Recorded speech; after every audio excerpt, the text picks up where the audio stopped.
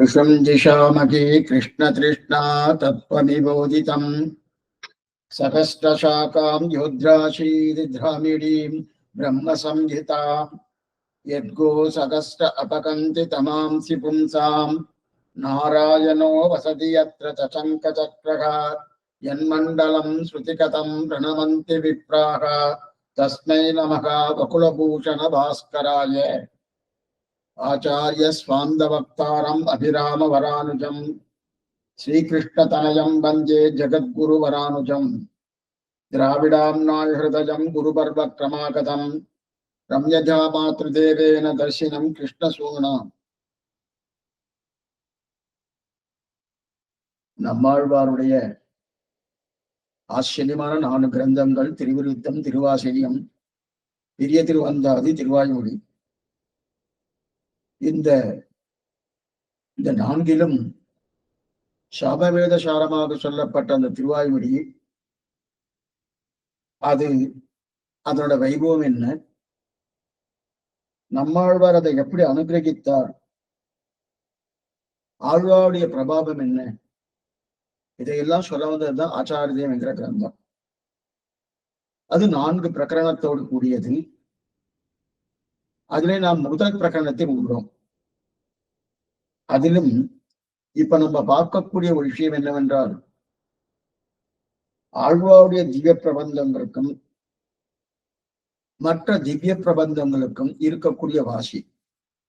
அப்படின்னா ஆழ்வாருடைய திருவாழ்வு இருக்கே, அந்த திருவாழ்வழிக்கு சமமாக மற்ற திவ்ய பிரபந்தங்கள் எதுவுமே இல்லை என்று தெரிவிக்கிறார். இது மேல வரப்போறது. அது மட்டுமல்லாமல் இதிகாசங்கள் என்ன, புராணங்கள் என்ன, இதை காட்டிலும் ஏற்றம் படைத்தது ஆழ்வாருடைய ஆச்சரியமான திவ்ய பிரபந்தம். அதைத்தான் நாம் 63வது சூத்திரத்திலே நாம் அனுபவித்துக் கொண்டிருக்கிறோம். இன்னும் சூத்திரம் முடிவு பெறல. ஆச்சரியமான சூத்திரம். அதாவது ராமாயணம் நாராயண கதை என்று தொடங்கி ஒரு சூத்திரத்தை வாசிக்கிறேன். ராமாயணம் நாராயண கதையிலிருந்து தொடங்கி கங்கா காங்கேய சம்பவாதி அசத்கீர்த்தனம் பண்ணின எச்சில்வாய் சுத்தி பண்ணாமல் திருமாலவன் கவி என்றே வாயோலைப்படியே மாற்றங்கள் ஆய்ந்து கொண்டு உரிய சொல்லால் இது வேதாதிகள் பௌருஷ மாணவ கீதா வைஷ்ணவங்கள் போலே அருளி செயலில் சாரம். இது சூத்திரம். அப்படி என்றால் ராமாயணம் என்ன, மகாபாரதம் என்ன, இதற்கெல்லாம் சில குறைகள் உண்டு. குறைகள் உண்டுன்னா அப்படின்னு கிரந்தத்தில் இருக்க குறைய சொல்லல. அந்த வக்தா பாடினவராக இருக்கக்கூடிய வால்மீகி என்ன, வியாச பகவான் என்ன, இந்த இருவருமே ஏதோ நாராயண கதை சொல்லணும், ராமனுடைய வைபவத்தை சொல்லணும், இதுதான் அவ பிரதிஜை பண்ணி. ஆனா அந்த பிரதிஜை பண்ணிண்டு அந்த பிரதிஜை பிரகாரம் அவ இருந்தாலும்னா இல்ல. கங்கா காங்கேய சம்பவாதி அசத்கீர்த்தன பண்ணின எச்சில் வாயின்னு தெரிவிக்கிறார். கங்கா காங்கேய அசத்கி சம்பவாதி அசத்கீர்த்தனம் பண்ணி எச்சில் வாய். அவ சொல்ல வந்த விஷயத்தை என்ன பிரதிஜை பண்ணாலோ அந்த விஷயத்தை சொல்லாமல் எத்தையோ சொல்லிட்டு போயிட்டா. இதனால என்ன ஆயிடுச்சுன்னா அவளுக்கு வாய் எச்சில் ஆயிடுத்தான். இது நமக்கும் உண்டு. என்னன்னா பகவத் விஷயத்தை தவிர மற்ற விஷயத்தை பேசினாலே அந்த வாய் சரியான வாய் கிடையாதுன்னு தான் நம்முடைய பூர்வர்கள் தெரிவிக்கிறார். பகவானை பத்தியோ ஆச்சாரியனை பத்தியோ அல்லது பாகவதால பத்தியோ பேசினால் அது சுத்தி அடைகிறது, பாவனத்துவம் பெறுகிறது.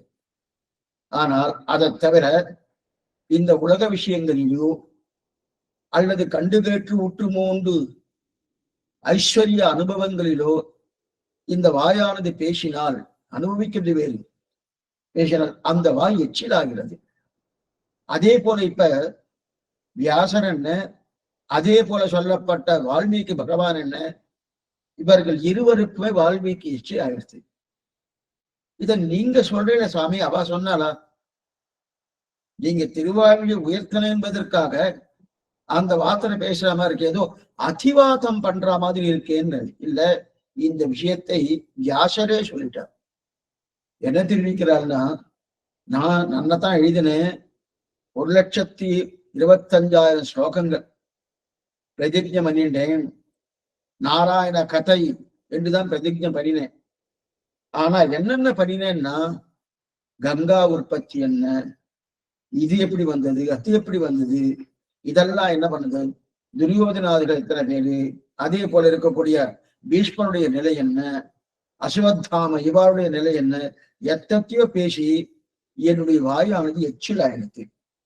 அந்த எச்சிலானபடியாலே அந்த எச்சில் போக்குவதற்குன, எச்சில்னா என்னது, பாவனத்துவம் போயிடுத்து, வாய்க்குண்டான தன்மை போயிடுத்து. வாய்க்குண்டான தன்மை போயிடுச்சுன்னா துர்நாற்றம் வந்துருத்தா சுவாமின்னு கேட்டுறாதீங்க. சில பேருக்கு வயசாயிடுச்சுன்னா துர்நாற்றம் வந்துடும். உடனே அவ எதோ பேசியிருக்கா போட்டிருக்கு அதனால துர்நாற்றம், அந்த இது அது உடம்புல இருக்கக்கூடிய வியாதி. இது சரீர தயா இல்லை, இது சாஸ்திர விஷயமா. அப்பனா என்ன, இவாளுக்கு மற்ற எதையோ கதையை பேசினா இல்லையா, பேசினபடியாலே அவளுக்கு அந்த வாய் எச்சில் ஆயிடுச்சு. அது சுத்தி பண்ணணுமோனும், எப்படி சுத்தி பண்றது? வாய் எச்சில் ஆயிடுச்சுன்னா சுத்தி எப்படி பண்றது? அதே பகவானுடைய சரித்திரங்களை பேசி அந்த சுத்தி பண்ணிக்கணும். அதனால வியாச பகவான் என்ன பண்ணாருன்னா, ஒண்ணுமில்லே, மறுபடியும் அவர் பாகவதம், அதே போல ஆச்சரியமான இன்னொரு கிரந்தம் ஹரிவம்சம்னு பேரு, அந்த கிரந்தத்தெல்லாம் பண்ணி பகவானை மட்டுமே பாடுவது, மற்றொன்று பாடுவது கிடையாது என்கிற தன்மையோடு அதை சேவித்து மேற்கொண்டு தன்னுடைய வாயை சுத்தி பண்ணி கொண்டார்னு தெரிகிறது. அது தெரியணும், அதைத்தான் இங்க தெரிவிக்கிறார். ஆக அப்படிப்பட்ட ஆச்சரியமான சூத்திரம் இந்த சூத்திரம். அதாவது பீஷ்ம பர்வா, துரோண பர்வா, சல்லிய பர்வா, கர்ண பர்வா என்னென்ன உண்டோ அத்தனையும் சொன்னாரணும். அதெல்லாம் எதனா தெரிவிக்கிறாரே, அதைத்தான் இங்க பண்ணிட்டாங்க. இப்ப நமக்கு என்ன தோணும்னா, சரி சுவாமி கங்கையை பாடினார்னு சொன்னேனே, அதுக்கு என்ன தெரிவிக்கிறான்னா, நாம ஒரு பாலைவனத்துல போய் பாடினோம்னு வச்சுக்கோ. பாலைவனத்துல போய் பாடினோம்னா அதுல நிறைய புழுதி இருக்கும். அந்த புழுதி இருக்கிறபடியாலே அங்க பாடினா என்னாகும், அந்த புழுதி நம்ம மேல படுறது. நம்ம மேல பட்டாலே அந்த புழுதியெல்லாம் நம்ம சுவாசிக்கிறோம்னும், அப்ப தொண்டை கட்டிக்கிறதுனும். அது என்னமா சுவாமி, பாலைவனத்துல பாடி தொண்டை கட்டி எடுத்தோம்னா அது அப்படிதான். ஏன்னா அது பாலைவனம். அந்த பாலைவனமா இருந்தா அப்படிதான் ஆகும். அதே பாலைவனமாக இல்லாமல் போயிருந்தனா அது தொண்டை கட்டாது. அதே போல இங்க என்ன பண்ணுவார், கங்கையை பத்தி பாடிட்டு புடி வந்துருத்தன்னா என்னமா வரும்னா, பகவானை பத்தி பாடி இருக்கணும்னு. கங்கா காங்கேய சம்பவாதி அசத்கீர்த்தனம் பண்ணின எச்சில் வாய், அது வந்துருத்தோம்னா அது அப்படிதான் இருக்கு. ஏன்னா கங்கையை பாடாமல் அந்த கங்கைக்கு இருக்கக்கூடிய சௌரி பெருமாள், அந்த கங்கையை நினைச்சு 12 பிரயோஜனம் இல்லை. சௌரி பெருமாள் அப்பனா கங்கையில ஸ்நானம் பண்ண வேண்டாம்னு சொல்றேன், கங்கையில தீர்த்தம் ஆட வேண்டாம்னு சொல்லலைன்னா அது அர்த்தமே இல்லை. பகவானுடைய ஸ்ரீபாத தீர்த்தம் என்கிற எண்ணத்தோடு தாராளமா பண்ணலாம். அதுக்குண்டான என்ன விஷயமோ அது கொடுக்கதான் போறது. ஆனா அதோட இங்க என்ன சொல்றேன்னா, அது உற்பத்தி ஸ்தானம். பகவானை விட்டுட்டு மத்திய மணி இருக்கா இல்லையா, அதைத்தான் இங்க தெரிவிக்கிறாங்க. எதுக்கு சொல்ல வந்ததுன்னா, இப்ப கங்கா இருக்கு, யமுனா இருக்கு, சரஸ்வதி என்று சொல்லக்கூடிய பிரம்மபுத்திரா இதெல்லாம் இருக்கு. இதெல்லாம் ஒவ்வொன்றும் எல்லாம் கடல் தான் போய் சேர்றது. எல்லாமே கிழக்குல ஆரம்பிச்சு கிழக்கு நேர சமுத்திரத்துக்கு, கிழக்கு சமுத்திரத்துல போய் சேர்றது. அதே நர்மதா தபத்திலாம் மேற்கு சமுத்திரத்தை போய் சேர்றது. ஆனா இதெல்லாம் இந்த கங்கா யமுனா சரஸ்வதி எல்லாம் கிழக்கு நோக்கி போறது, நர்மதா தபதி எல்லாம் மேற்கு நோக்கி போறது. போனாலும் அது இங்கிருந்து போன உடனே கடல்ல கலக்கிறதுணும். கலந்ததுக்கு அப்புறம் அதனுடைய தன்மை குறையறதுன்னா அந்தஸ்து போயிடுதுன்னு சுவாமி. கங்கை என்கிற அந்தஸ்து போயிடுது, யமுனை என்கிற அந்தஸ்து போயிடுது, பிரம்மபுத்திரா என்கிற அந்தஸ்து போயிடுது, நர்மதா என்கிற அந்தஸ்து போயிடுதுன்னா அந்த அந்தஸ்து போவதுதான் அதுக்கு பெரிய இது வைபவமே. அதுக்குண்டான வைபவம் அதே வைபவம் தான். ஏன்னா அதுதான் வைபவம். அங்க போனதுக்கு அப்புறம் கலக்கிறதும் அதுதான் வைபவம்.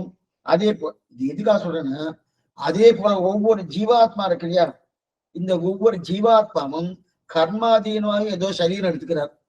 இவர் சரீரம் எடுத்துட்டு இவர் ஒரு உடுப்பை போட்டுக்கிறார், அவர் ஒரு மாதிரியா நிற்கிறார், இவர் ஒரு மாதிரியா இருக்கா இல்லையா, அதுக்கு ஏதோ ஒரு பெருமை கிடைக்கிறதுனோ, சுவாமி என்னமா இருக்கு அந்த சுவாமி, இவர் என்னமா இருக்குன்னு நினைக்கிறோமோ, அந்த மாதிரி அதுக்கு ஏதோ ஒரு பெருமை கிடைக்கிறதுனோ, ஆனா இப்ப அதெல்லாம் முடிஞ்சு சிவகங்கை போயாச்சு.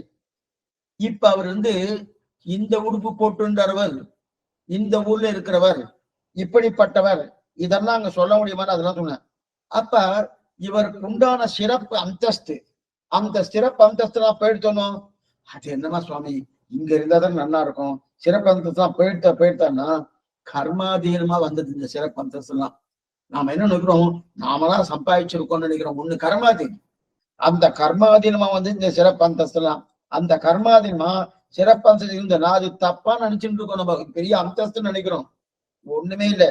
அங்க போனதுக்கு அப்புறம் சிறப்பு அந்தஸ்து அப்படின்னா பரஞ்சோதி உபசம்பத்திய ஸ்மேன ரூபேன அபினிஷ்பத்தியதே சாஸ்திரமா சொல்லுது. நச்ச புனராவர்த்ததே அப்படின்னா இந்த சிறப்பு அந்தஸ்து எல்லாம் என்னது, அவனோடு போய் கலக்கணும், பகவானோடு சேரணும், அந்த பேரின்பற்ற அடியரோடு இருந்தவன் கலக்கிறவனோ அப்படிப்பட்ட சிறப்பு வேணுமோனோ அந்த ஏன்னா இங்க சிறப்பு இருக்குன்னு கர்மாதீனம். கர்மாதீனம் அதே அதே போல கங்கையோ யமனையோ எல்லாம் சமுத்திரத்துல போய் சேரதனோ சேர்ந்தபடியாலே அதுதான் சிறப்பு. அதுதான் சிறப்பு. சேர்ந்ததுக்கு அப்புறம் இது கங்கா, இது யமுனா, இது பிரம்மபுத்திரா கண்டுபிடிக்குமா? கண்டுபிடிக்க முடியாது. அது சிவப்பாக இருக்கக்கூடிய நதியா இருந்தாலும் அங்க போய் சேர்ந்ததுக்கு அப்புறம் அது கிடையாது. கருப்பா இருக்கக்கூடிய நதியா இருந்தாலும் அங்க போய் சேர்ந்ததுக்கு அப்புறம் அது கிடையாது. சரி சுவாமி, அதனால ஏதாவது குறையானா ஒரு குறையும் இல்லையே. ஆனா நம்ம என்ன நினைக்கிறோம், சுவாமி 70 வருஷமா என்னமா இருந்தோம், அது எதுக்கு சொல்லிட்டு இருக்கேன்னா ரொம்ப நன்னா பண்ணாரு ஒவ்வொருத்தரையும் சொல்றோமோ ஒண்ணும் தப்பு கிடையாது. ஆனா அதை நம்ம குறையா சொல்றோம். கிளம்பி போயிட்டாருன்னா இதுதான் சிறப்பு அந்தஸ்து, அங்க போறது சிறப்பு அந்தஸ்து இல்லைன்னு சொல்றோமோ. இது சிறப்பு அந்தஸ்து வேணா வச்சுக்கலாம், ஆனா அங்க போவது சிறப்பு அந்தஸ்து இல்லைன்னு சொல்றதான் தவறுன்னு கேட்டிருக்கேன். அது இருக்கு இல்லையா? அதைத்தான் இது. ஆக 7 வருஷமா இங்க ஓகோன்னு தரனா கிடையாது. இதுவெல்லாம் இருக்கு. என்னென்ன இருக்கு? நதிகள் தான் இருக்கு. எல்லா போய் கங்கா அங்க போய் அஸ்தமனம் ஆறுதணும், அஸ்தமனம் ஆயிடுத்தனாலே அப்ப அதுக்கப்புறம் சிறப்பு அந்தஸ்து அது கிடைச்சிருக்கு.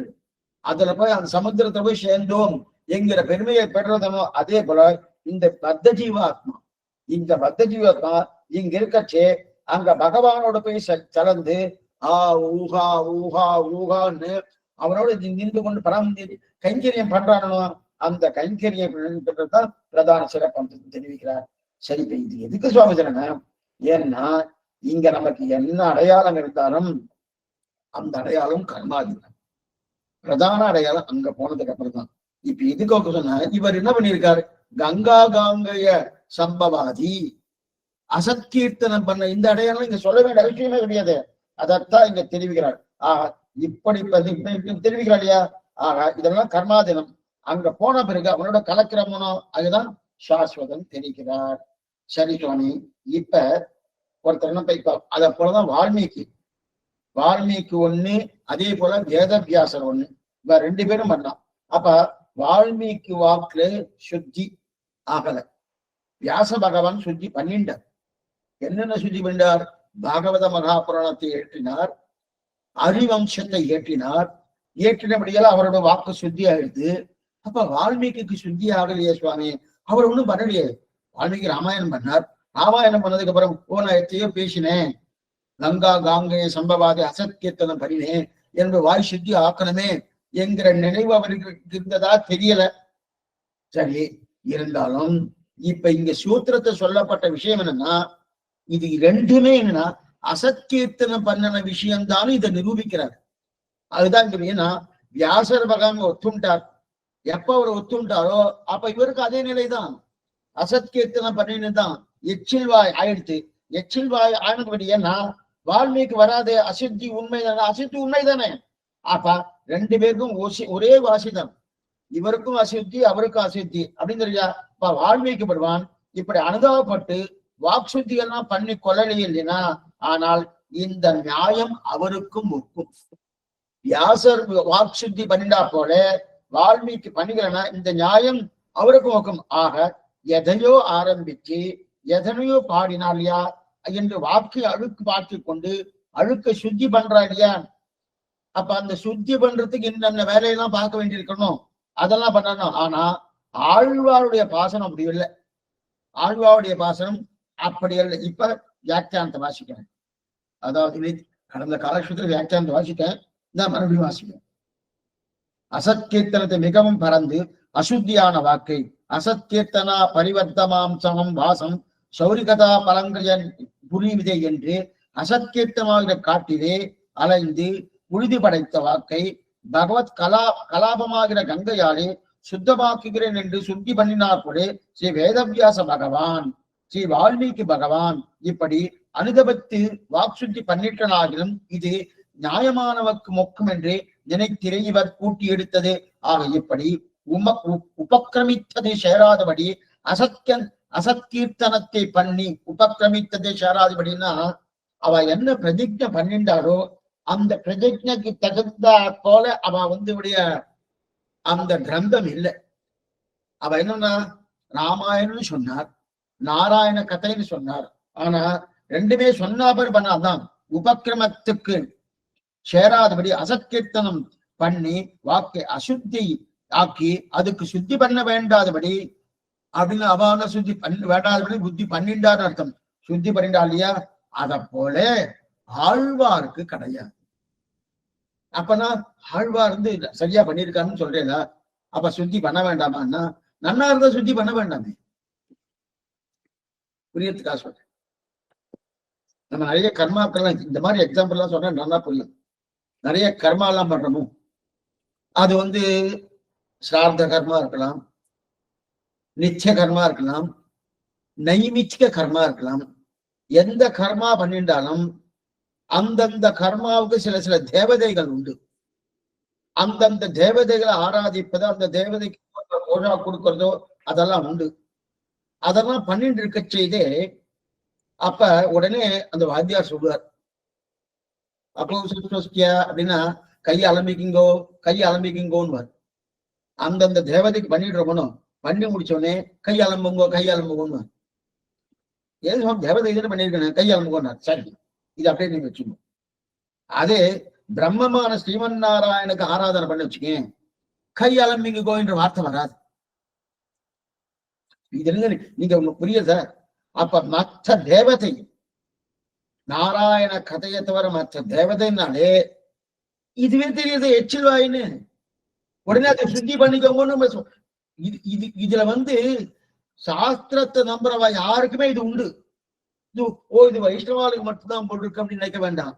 இது எந்தெந்த மதத்தவர்கள் சாஸ்திரத்தை நம்பி அதன் பிரகாரம் இருக்கிறார்களோ அவர்கள் அத்தனை பேருக்கு இது உண்டு. அவர்கள் எந்த தெய்வத்தை வேணா தெய்வமா வச்சுட்டு இருக்கலாம். ஆனா சாஸ்திரம் என்ன சொல்லிச்சு அதனை பண்ணிவானோ அத்வைதிகளுக்கு உண்டு, துவைதிகளுக்கு உண்டு, விசிஷ்டாத்வைதிகளுக்கு உண்டு.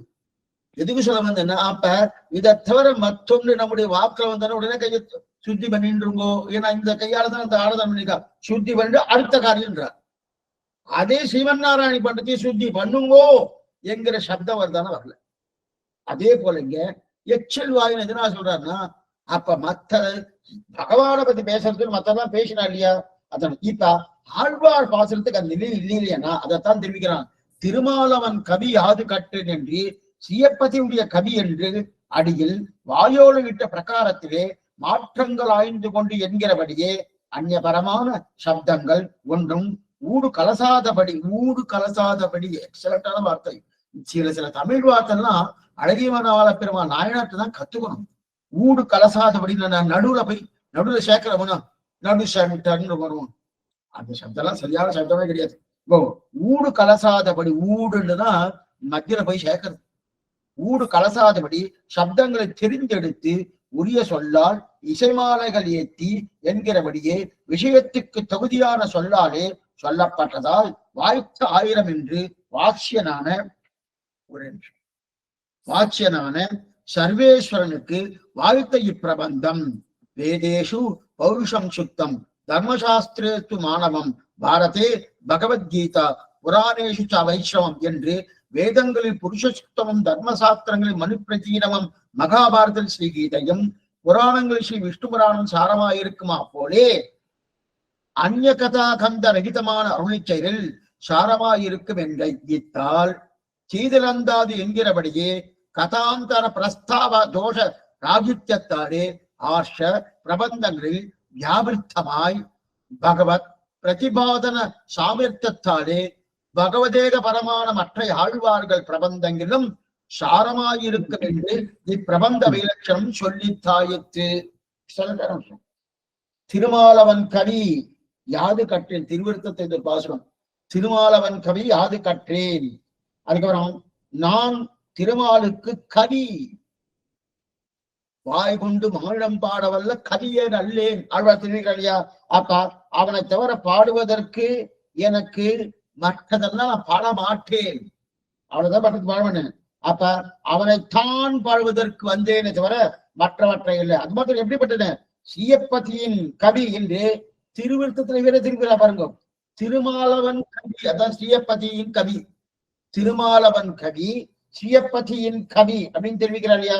அப்ப அப்படிப்பட்ட சீயப்பதியுடைய கவியைத்தான் பாடுவேனே தவிர மற்றதை பாட மாட்டேன். அதுக்கப்புறம் மாற்றங்கள் ஆய்ந்து கொண்டு மதுசூதன விராரடி மேல் நாற்றங்கள் பூம்பொழில் செடகோபன் கண்ண தோற்றங்கள் 1000 உருவத்தும் வல்ல ஊற்றின் கண் நுண்மலர்போ உருகாநிற்பன் நீராயேன்னு ஒரு பாசனம். அப்பதான் 6ஆம் 10 8ஆம் திருவாய்மொழி 11வது பாசனம். அப்பனா ஆழ்வார் மாற்றங்கள் ஆய்ந்து கொண்டு மதுசூதன பிராரணி மேல் நாற்றங்கள் பூம்பொழில் குருகூர் செடகோபன் சொன்ன அப்படின்னு சொல்லியிருக்காரு இல்லையா. அப்ப மாற்றங்கள் ஆய்ந்து கொண்டு அப்படின்னு இருக்கச்சே என்ன மாற்றம்னா, ஆழ்வாருடைய அந்த ஊர் இருக்கு இல்லையா, ஆழ்வார் திருநெல்வேலி, அன்னைக்கு திருக்குறுகூர் பேரு, இப்ப ஆழ்வார் திருநெல்வேலி சொல்ற போனோம். அந்த திருக்குறுகூர் இருக்கு இல்லையா, அந்த குருகூர் எங்க தேடினாலும் ஒரு அழுக்கு கூட இருக்கதான். மதுசூதன பிராமணி மேல் நாற்றங்கள் பூம்பொழில் சூர், பூம்பொழில் சூர் அப்படின்னா அந்த ஊர்ல அவ்வளவு தூரம் சுத்தமா இருக்குமா. சுத்தமா இருக்குன்னா என்ன சுவாமி அர்த்தம், அண்ணா அப்ப அலம்பி எழுப்பி விட்டுட்டு பாரு அப்படி இல்லை. ஊரே அவ்வளவு செழிப்பா இருக்கும், ஊரே அசுத்தி இல்லாம இருக்காது, அசுத்தியே இருக்காது அப்படின்னு ஒரு துர்நாற்றமும் இருக்காதம். எது போறன்னு அதுக்கு இருக்கு. ஏன்னா எது போறன்னு அதுக்கு எக்ஸாம்பிள் இருக்கணும்னா, எக்ஸாம்பிள் தான் எது, அந்த ஊர் அவ்வளவு சுத்தியா இருக்கும், பாவனத்தமா இருக்கும், போக்கியமா இருக்குன்னு சொன்னார். எது போறன்னா ஆழ்வார் பாட்டுல ஒரு தேவையில்லாத சப்தமே இருக்காது. நீங்க எங்க குத்துறாருன்னா வால்மீகி இடத்திலேயோ வியாசர் இடத்திலேயோ அந்த மாதிரி சப்தங்கள் நிறைய உண்டு. அப்ப அதான் கங்கா காங்கைய சம்பவாது அசங்கீர்த்தனை பண்ணின எச்சில்வாய் அப்படின்னு தெரிவிக்கிறார் இல்லையா. அப்படி இருக்க ஆழ்வார் பாட்டுல தேவையில்லாத சப்தம் இருக்காதான். ஏன்னா பகவானை தவிர மற்றொரு சப்தம் ஒன்று கூட கலசாது. பகவானை தவிர அதைத்தான் அவரே வாய் கொண்டு மானிடம் பாட வந்த கவியே நல்லேன், வாய் கொண்டு மானிடம் பாட வந்த கவியே நல்லேன்னு தெரியுதா. அதைத்தான் ஊடு கலசாதபடி பார்த்தோம்னு, ஊடு கலசாதபடினா அந்த நடுவுல ஏதோ ஒண்ணு குறுக்க எதனா சேர்க்கலாம். சில பேர் சேர்ப்பா, சுவாமி இந்த சப்தத்தை இங்க சேர்த்தா நல்லா இருக்குமே, இந்த சப்தத்தை இங்க சேர்த்தானா இருக்கு, நடுவு குறுக்கு சேர்க்கிறா பாருங்க. சில சாஸ்திர வாக்கியங்களுக்கு பின்னாடி சேர்த்திருக்கா. சப்ரம்ம சச்சிவ கஷேத்திர ஸ்வரமஸ்படான், அதுல சிலதெல்லாம் குறுக்க சப்தங்கள் எல்லாம் சேர்ந்து இருக்கு. சேர்ந்தாலும் அதுக்கு அர்த்தம் மாறுறது, சேர்ந்ததுன்னு நிறைய நிரூபிச்சாச்சு. இருக்கட்டும் அப்படி இருக்க, ஏன்னா அவளுக்கு தான் மாத்திக்கிறாள், அவ மாத்திக்கிறா இல்லையா. அப்ப ஊடு கலக்காதபடி அப்ப அந்த சப்தங்களை தேர்ந்தெடுக்கிறார். சேர்ந்தெடுத்து நடுவில் எதுவுமே கிடையாது, பகவானை தவிர மற்றொரு சப்தங்கள் இருக்குமா இருக்காது. கரியமேனி இசை வெளிய நீர் சிறிதேயிடம் பெரிய கோல தடங்கண்ணன் விண்ணோர் பெருமான் தன்னை உரிய சொல்லால் இசை மாலைகள் ஏற்றி உள்ள பெற்ற இந்த சப்தம் தான் முக்கியம். 4ஆம் 10 5ஆம் திருவாய்மொழி 6வது வாசனம். கரியமேனி இசை வெளிய நீர் சிறிதேயிடம் பெரிய கோல தடங்கண்ணன் விண்ணோர் பெருமான் தன்னை உரிய சொல்லால் இசை மாலைகள் ஏற்றி, அவருக்கு ஏற்ற சப்தங்கள், ஏற்ற சப்தங்கள்னா அதைத்தான் மாலைகளா கட்டுறாரு. இசை மாலைகள் ஏற்றி அப்படின்னா கிருஷ்ணன் கண்ணனுக்குண்டான சப்தங்கள் என்ன, அதுக்கு தகுதியான சொற்கள் என்ன, அந்த சொற்களை வச்சுடுவார். வராக பெருமாள், அந்த வராக பெருமாளுக்கு தகுதியான சொற்கள் என்ன, அந்த சொற்களை வைத்துவார். வாமன பகவான், அந்த வாமன பகவானுக்கு தகுதியான சொற்கள் என்ன, அதற்குண்டான சொல் என்ன, அந்த சொல்லை வைக்கிறார். அதைத்தான் வாய்த்த ஆயிரம், வாய்த்த அப்படி சொல்லப்பட்ட வாய்த்த ஆயிரம், சொல்லப்பட்ட ஏற்ற உலகம் கொண்ட கோடக்கூத்தனை குருகூர் செடகோபன் சொல் வாய்த்த 1000 வைபத்தும் ஏற்ற வல்லவர்க்கு இல்லையோர் ஊனமே வாய்த்த ஆயிரம். அப்ப அந்த இந்த 10 பாசனம் யார் சொல்றாரோ அவளுக்கு ஊனமும் வராது. ஊனம் கை காலம் போயிடுதுன்னு அப்படிலாம் இல்ல, ஞான சங்கோஷம் ஏற்படவே ஏற்படாதுன்னு தெரிவிக்கிறார். அப்ப வாய்த்தாயன் நன்றாக வாய்த்து இருக்கு அப்படின்னு என்ன இருக்கும், பெருமாளுக்கு ஏற்றாற் போல வாய்த்திருக்கு. பகவத் பிரபாவம் என்ன, பகவானுடைய நிலை என்ன, அந்த நிலைக்கு இது துருவன் சொல்றான். 6 மாசம் நன்னா தபஸ் பண்ணிட்டு இருந்தான். அந்த பண்ண உடனே 6 மாசத்துலயே பகவான் பிரத்யட்சம் ஆயிட்டாரு. உடனே ஸ்தோத்திரம் பண்ணணுமானோ பண்ணி கொடுத்துக்கவே போல, படிக்கவே இல்லை. நான் என்னமா பண்றதுன்னா ஏன்னா ஏன் சுவாமி ஏதோ பண்ண முடியாதுன்னா அவருக்கு தகுந்த மாதிரி பண்ணணுமே, அவருக்கு தகுந்தா போல பண்ணணுமோ. என்ன பண்றது, நான் படிக்கவே இல்லையே, நேரம் அங்க சிறு வயசுல வந்தாச்சு, படிக்கிறதுக்கு முன்னாடி நேரம் தபஸ் பண்ண வந்தாச்சு. ஏதோ ஒரு கோபத்தால வந்துட்டார். நாரத பகவான் உபதேசம் பண்ணார். ஓம் நமோ பகவதே வாசுதேவாய இந்த மந்திரத்தை சொல்லிட்டு 6 மாசம் மகா பிரத்யட்சன் ஆயிட்டார். ஆனா என்ன பண்ணலாம்னா அப்பதான் பகவான் சங்கத்தாழ்வார் இடத்துக்கு போன மேற்கொண்டு ஸ்தோத்திரம் பண்றாரு. அப்பனா அதுக்கு வாய்க்கணுமான ஆழ்வாருக்கு அந்த சிரமமே இல்லை. முதல்லயே மையார் வர மதிரணம் அருளப்பட்டவன் தெரிவிக்கலையா, அப்படிப்பட்ட பெருமாளுக்கு ஏற்றார் போல வாழ்த்தது எது இவருடைய சப்தங்கள். அப்ப வியாச பகவானோ அல்லது வால்மீகி பகவானோ அவளுக்கு இருக்கக்கூடிய சப்தங்கள் அந்த மாதிரி இருக்கானா இல்லையே, அந்த மாதிரி இல்லையே அப்படின்னு தெரிவிங்களா.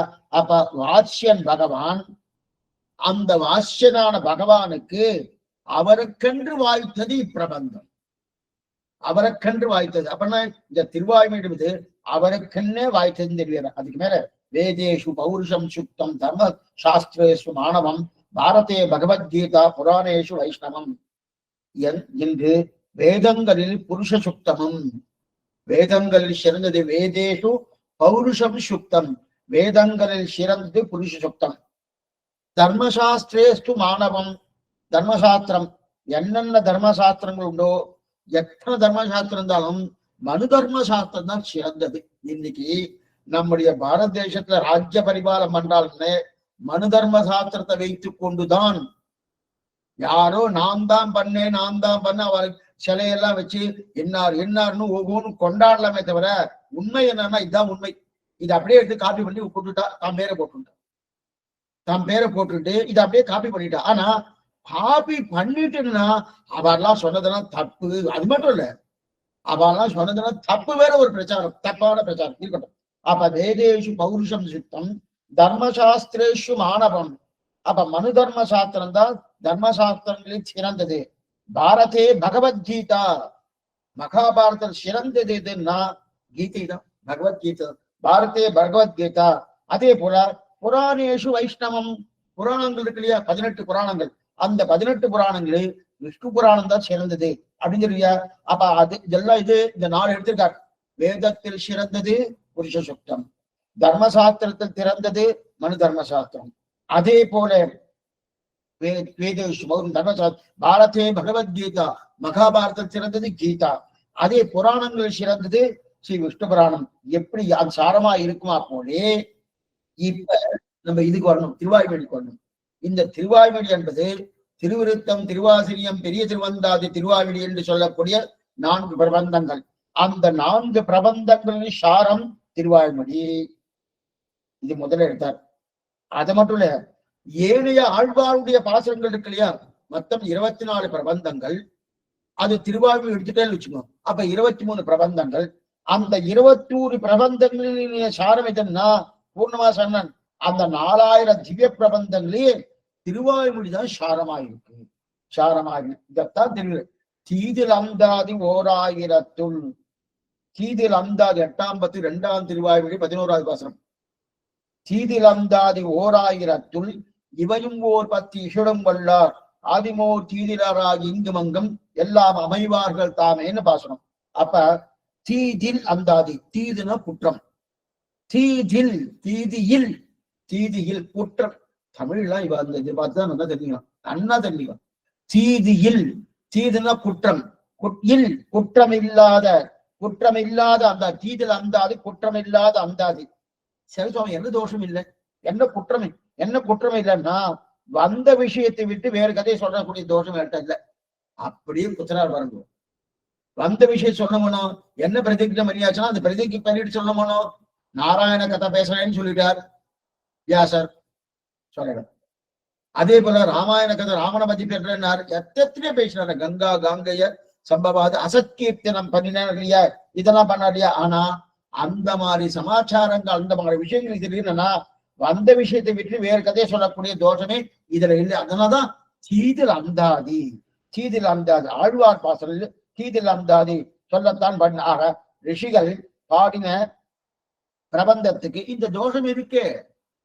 ஏன்னா அதனால்தான் அசத்கீர்த்தனம் பண்ணினார்கள் இல்லையா, இந்த தோஷம் இருக்கு. ஆனால் அதை காட்டிலும் வேறுபட்டது பெருமாளை விளக்க வந்த சொன்ன இந்த ஆழ்வாருடைய பாசனம்.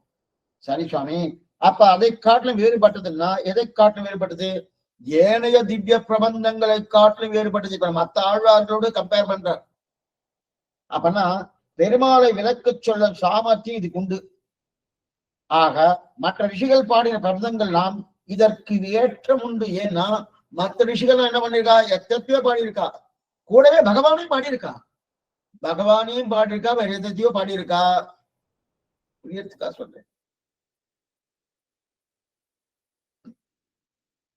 நான் பார்த்துல தகப்பன அல்லது தாய அவளுக்கு பிடிச்சது பண்ணணும், அவளுக்கு சில விஷயங்கள் பிடிக்கல, பண்ணல, அவளுக்கு பிடிச்சதையும் பண்ணிங்க, பிடிக்காதையும் பண்ணிங்க. அதே இன்னொருத்தர் என்ன பண்ணார், இன்னொரு பிள்ளை அவளுக்கு பிடிச்சது மட்டும் பண்ணார், பிடிக்காது பண்ணவே இல்லை. இப்ப யாருக்கு அவள் மேல ரொம்ப அச்சீத்தமான ஒரு பிரேமம் இருக்கும், அவளுக்கு பிடிச்சது மாத்திரம் பண்ணா. இப்ப பகவான் இப்ப உடனே நமக்கு என்ன தோணுனா, அப்ப பகவானுக்கு வேணைய தேவதாந்திரம் எல்லாம் பேசினா பிடிக்காதுன்னு சொல்றேடா. அடுத்த கேள்வி வரும், என்ன சுவாமி அவர் இந்த மாதிரி பண்ணலாமா, அவருக்கு பிடிக்காதுன்னு சொல்றேடா அப்படின்னா அது அர்த்தம் இல்லை. எது சொல்லனா, நீ உஜ்ஜீவனம் அடைவதற்காக நீ இந்த கிரந்தத்தை பண்ற, ஏனைய தேவதாந்திரம் உள்ள வந்துட்டோம்னா உஜ்ஜீவனம் கிடைக்காது. அது அவரே சொல்றாரு, அந்த தேவதைகளை சொல்றது. அதற்காக தான் பகவான் சொல்றாரு தவிர, ஓ மற்றவாலாம் யாரும் கிடையாது, நானே நானே நானே. இப்ப சில பேரை சொல்லிக்கிறாங்க, அப்படியே மாத்த அடிப்பா, அந்த மாதிரி அவர் சொல்லவே இல்லை. இதுக்குள்ள அதனால முதல் விஷயம் என்ன, இந்த சாமர்த்தியம் பகவானை விளக்கி சொல்லக்கூடிய சாமர்த்தியம் ஆழ்வார் பாசுரத்துக்கு உண்டு. அப்பனா அந்த ரிஷிக்குள்ள பிரபந்தத்துக்கு தோஷம் இருக்கு, ஏனைய விஷயங்களை பாடியிருக்க அந்த தோஷம் இருக்கு. ஆனா அதை காட்டிலும் வேறுபட்டது பெருமாளை விளக்கி கொள்ளக்கூடிய சாமர்த்தியம் இதுக்கு உண்டு. அப்ப மற்ற விஷயங்கள்லாம் பிரபந்தத்தை பாடினான்னா அதை விட இதுக்கு ஏற்றம். இது முதல்ல. இரண்டாவது, திவ்ய பிரபந்தத்துக்குள்ளே இது ஏற்றம். அதுதான் இப்ப ரிஷிகளை காற்றும் ஏற்றம்னு முதல்ல சொன்னார். திவ்ய பிரபந்தத்துக்கு அதாவது ஒண்ணு என்னதுன்னு என்னது சாதனாந்திரத்தை பிரதான ரிஷிகளுக்கு குறை, அந்த குறை ஆழ்வார் கிடையாது. மற்ற ரிஷிகளாம் குறை இருக்கு, அந்த குறை ஆழ்வார் கிடையாது. ஆனா அதை காட்டிலும் இரண்டாவது, பகவானை பிரதிபாதிப்பதில் மற்ற ஆழ்வார்களை இவருக்கு சாமர்த்தியம், இதான் முக்கியம்.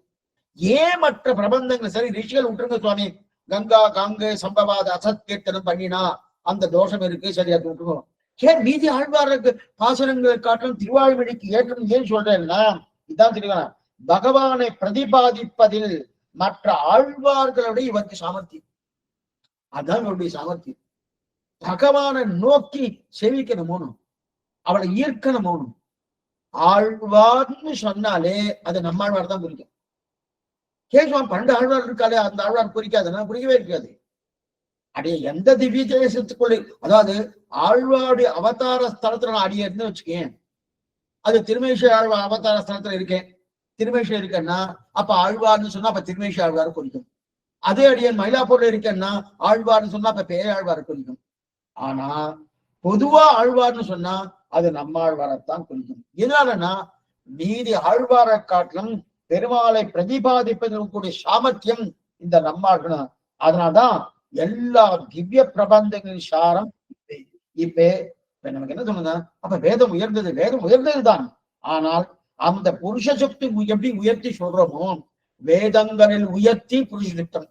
அப்ப வேதம் மட்டமா சுவாமின்னா, வேதேஷு பௌருஷம் சுத்தம்னு சொல்றோமோ, அப்ப வேதம் மட்டமா, வேதம் உயர்ந்துதான். ஆனா அந்த வேதத்துக்குள்ளே சாரம் எது, புருஷ சுத்தம் சொல்றோமோ, புருஷத்துவம் சொல்றோமோ. அதே போல தர்மங்கள் நிறைய இருக்கு, ஒன்னா ரெண்டா அத்தனை தர்மங்கள் இருந்தாலும் எல்லா தர்மங்களும் சிறந்தது மனு தர்மம் சொல்றமோனோ அதே போல பாரதம் மகாபாரதம் பண்ட புராணம்னு சொல்லுவா. பாரதம்னாலே பஞ்சமோ வேதகா, 5வது வேதம்னு சொல்லுவா. ஒண்ணு பாரதத்துல கிடைக்கலன்னு நீங்க தேட வேண்டாம். பாரதத்துல நீங்க என்ன நினைச்சு குழுக்குள்ள போய் பார்த்தா அது கிடைக்கலன்னு வச்சுக்க, கிடைக்கல நம்ம கிடைக்கலன்னு அர்த்தம், அதுல இல்லைன்னு அர்த்தம் இல்லை. வேற எங்கேயும் தேட வேண்டாம் தெரியா, அவ்வளவு உயர்த்தி தான் பாரதம். ஆனா அதுக்கு சிறப்பு இவ்வளவு இருந்தாலும் கீதை எத்தனை சிறப்புன்னு சொல்றோம். அதே போல புராணங்கள் 18 புராணங்கள் இருக்கட்டும். அதுல சாத்விக புராணம், ராஜச புராணம், தாமச புராணம். அதுல தாமச புராணம் ராஜச புராணத்தை தள்ளி சாத்விக புராணத்துக்கு தான் பிரதானம் கொடுக்கப்பட்டிருக்கு. ஆனா அந்த சாத்விக புராணத்திலே 6 புராணங்கள் உண்டு. அந்த 6 புராணமாக இருந்தாலும் அதுல பிரதான விஷ்ணு புராணம் எடுத்திருக்கா இல்லையா? அப்ப அதே போல பெருமாளை பிரதிபாதிக்கிற சாமர்த்தியம் சிறந்தது. அந்த பெருமாளை பிரதிபாதிக்கிற சாமர்த்தியம் சிறந்ததுல எதுன்னா திருவாய்மொழி. அதனாலே எல்லா திவ பிரபந்தம் காட்டிலும் பகவத் பிரதிபாதிக்கிற சாமர்த்தியம் இந்த திருவாய்மொழிக்கு தனிச்சிறப்பு. இந்த திருவாய்மொழிக்கு தனிச்சிறப்பு. அதனால்தான் இது ஷார்ன்னு சொல்றார். பிரியத்துக்காக சொல்றேன். சிலதெல்லாம் சில பேர் ஒத்துக்க மாட்டான். ஆனா இதுதான் உண்மை, இதுதான் உண்மை. பிரியத்துக்காக சொல்றேன். இப்ப நம்ம வைதிகமா சில காரியங்கள் பண்ணணும். வைதிக முறைப்படி ஒரு புண்ணியாவசனம்னா சில காரியங்கள் பண்ணணும். அதே ஒரு கல்யாணம்னா சில காரியங்கள் பண்ணணும். அதே ஒரு பிரதிஷ்டனை சில காரியங்கள் பண்ணணும். ஆனா இது இத்தனையும் பண்ணி அங்க திருவாய்மொழி சேவிக்கலன்னா அங்க பூர்த்தி இருக்குன்னு சம்பிரதாயம் ஒத்துக்கல. இப்ப அது பண்ணா மட்டும் போறதா சுவாமி? நிறைய பேர் அப்படித்தானே அப்படிதான் பண்ணிட்டு இருக்கா. ஆனா உண்மை இது தெரியுமா? அதனால்தான் எந்த திவ்ய தேசமா இருந்தாலும் அது எந்த உற்சவமாக, அதை சொல்றது வைஷ்ணவ கோயில மட்டும் சொல்லிட்டு இருக்கேன். அதே போல வைஷ்ணவர்களுடைய கிரகங்களை மட்டும் சொல்லிட்டு இருக்கேன். எந்த கோயிலா இருந்தாலும், எந்த உற்சவமா இருந்தாலும், எந்த கிரகங்களா இருந்தாலும், எந்த ஸ்ரீ வைஷ்ணவா இருந்தாலும் அவ என்ன பாருங்க, சுப காரியமாகட்டும் அபர காரியமாகட்டும் அசுப காரியமாகட்டும் எந்த காரியமா இருந்தாலும் அவ அந்தந்த காரியங்களை சாஸ்திரத்தை விதித்தாப்படி பண்ணிடுவா. பண்ணி முடிச்சதுக்கு அப்புறம் மேற்கொண்டு திருவாய்மொழி இல்லாம அங்க பூர்த்தி ஆகாது. ஏன் சுவாமி? அப்பதான் அது பூர்ணம். பகவான் அப்பதான் எடுத்துக்கிறார். அந்த பூர்ணத்தை கிடைக்கலையா? அதே போல எல்லா திவ்யதேசங்களும் இது சார்ந்த ஆக ரிஷிகள் எல்லாம் எச்சில் வாய் சுத்தி பண்ணினார்கள். அந்த சுத்தி பண்ண வேண்டிய தேவையே நம்மாழ்வார்க்கு இல்லைன்னா அவர் பாடினதே பகவானுக்கு எப்பவும் வாய்ப்புள்ள பாவனத்தை இருக்கிறபடியான ஆக ரிஷிகள் எப்போது சுத்தி பண்ணாமல் ஆழ்வார் நேரே பாடினார் அப்படின்னு தெரிகிறார். ஆச்சரியமான 63வது சூத்திரம் முற்று பெற்றது. ராமாயணம் நாராயண கதை என்று தொடங்கி கங்கா காங்கய சம்பவாத அசங்கீர்த்தன பண்ணி எச்சில்வாய் சுத்தி பண்ணாமல் திருமாலவன் கவி என்று எச்சில்வாய் சுத்தி பண்ணாமல் கமா போட்டுக்கணும். அது இதெல்லாம் கடந்த காலத்தில் சொல்லியாச்சு. சுத்தி பண்ணாமல் திருமாலவன் கவி என்று வாயோலைப்படியே நாற்றங்கள் ஆய்ந்து கொண்டு உரிய சொல்வாய்த்த இது வேதாதிகள் பௌருஷ மாணவ கீதா வைஷ்ணவங்கள் போலே அருளி செயலில் இது சாரம் தெரிவித்தார். சூத்திரம் 63 முற்று பெற்றது. அடுத்து சூத்திரம் 64 ஆச்சரியமா தெரிவிக்கிறார்.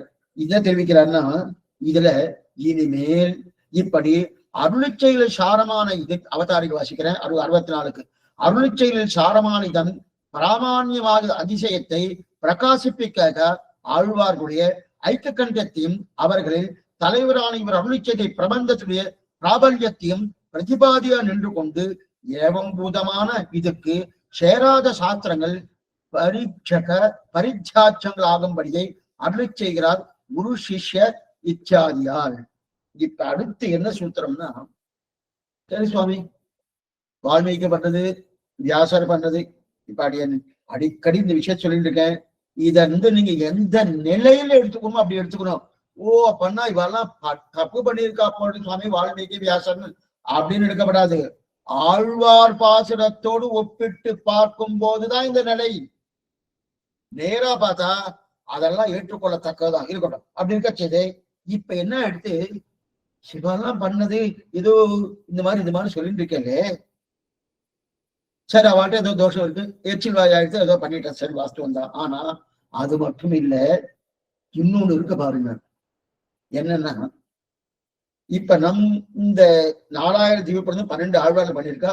பிரதான 10 ஆழ்வார் வச்சுக்கணும். ஏன்னா மதுரகவி ஆழ்வார் ஆண்டாள் 2 பேரும் தனி. அவ சரமபர்வன் கிட்டை, மீது பிரதம பர்வன்ட்டை. அப்படின்னா பகவானையே தெய்வமாக பற்றினவர்கள் ஏனைய 10 ஆழ்வார்கள். ஆச்சாரியனையே தெய்வமாக பற்றினவர்கள் ஆண்டாளும் மதுரகவி ஆழ்வார். அவளை தனியா எடுத்துட்டா கூட இந்த 10 ஆழ்வார் இருக்கு இல்லையா, இந்த 10 ஆழ்வாருடைய நிலை என்ன? அதே போல ரிஷிகள் நிறைய வாக்கியங்கள் இருக்கணும். ரிஷிகளுடைய வாக்கியங்கள், புராணங்கள் என்ன, இதிகாசங்கள் என்ன, நிறைய வாக்கியங்கள் இருக்கணும். அந்த வாக்கியங்களுக்குள்ளே, அந்த ரிஷிகளுக்குள்ளே மாறுபட்ட கருத்து இருக்கு பாருன்ற. அந்த மாதிரி மாறுபட்ட கருத்துக்கள் ஆழ்வார்கள் 10 பேர் கூட இருக்கானா இல்லைன்ற பெரிய விஷயம் இது. இப்ப புரியத்துக்காக சொல்றேன்.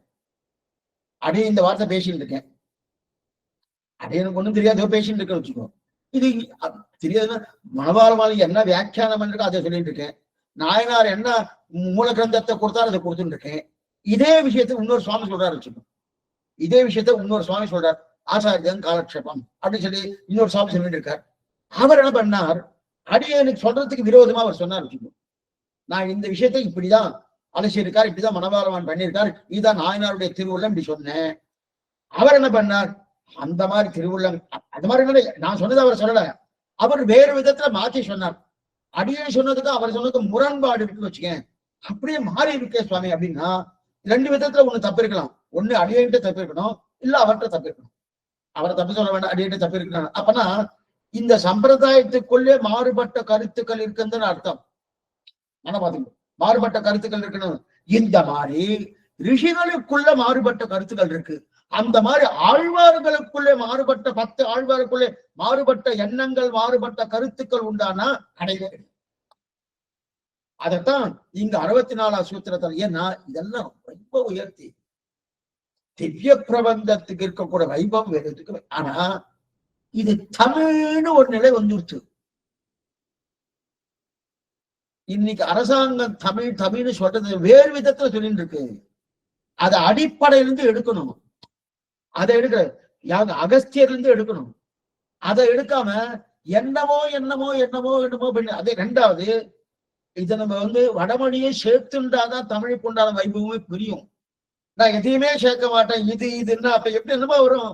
2 பேர் இருந்தா இவர் பெரியவர்னு சொல்ல முடியும், ஒரு நல்லவர்னு சொல்ல முடியும்.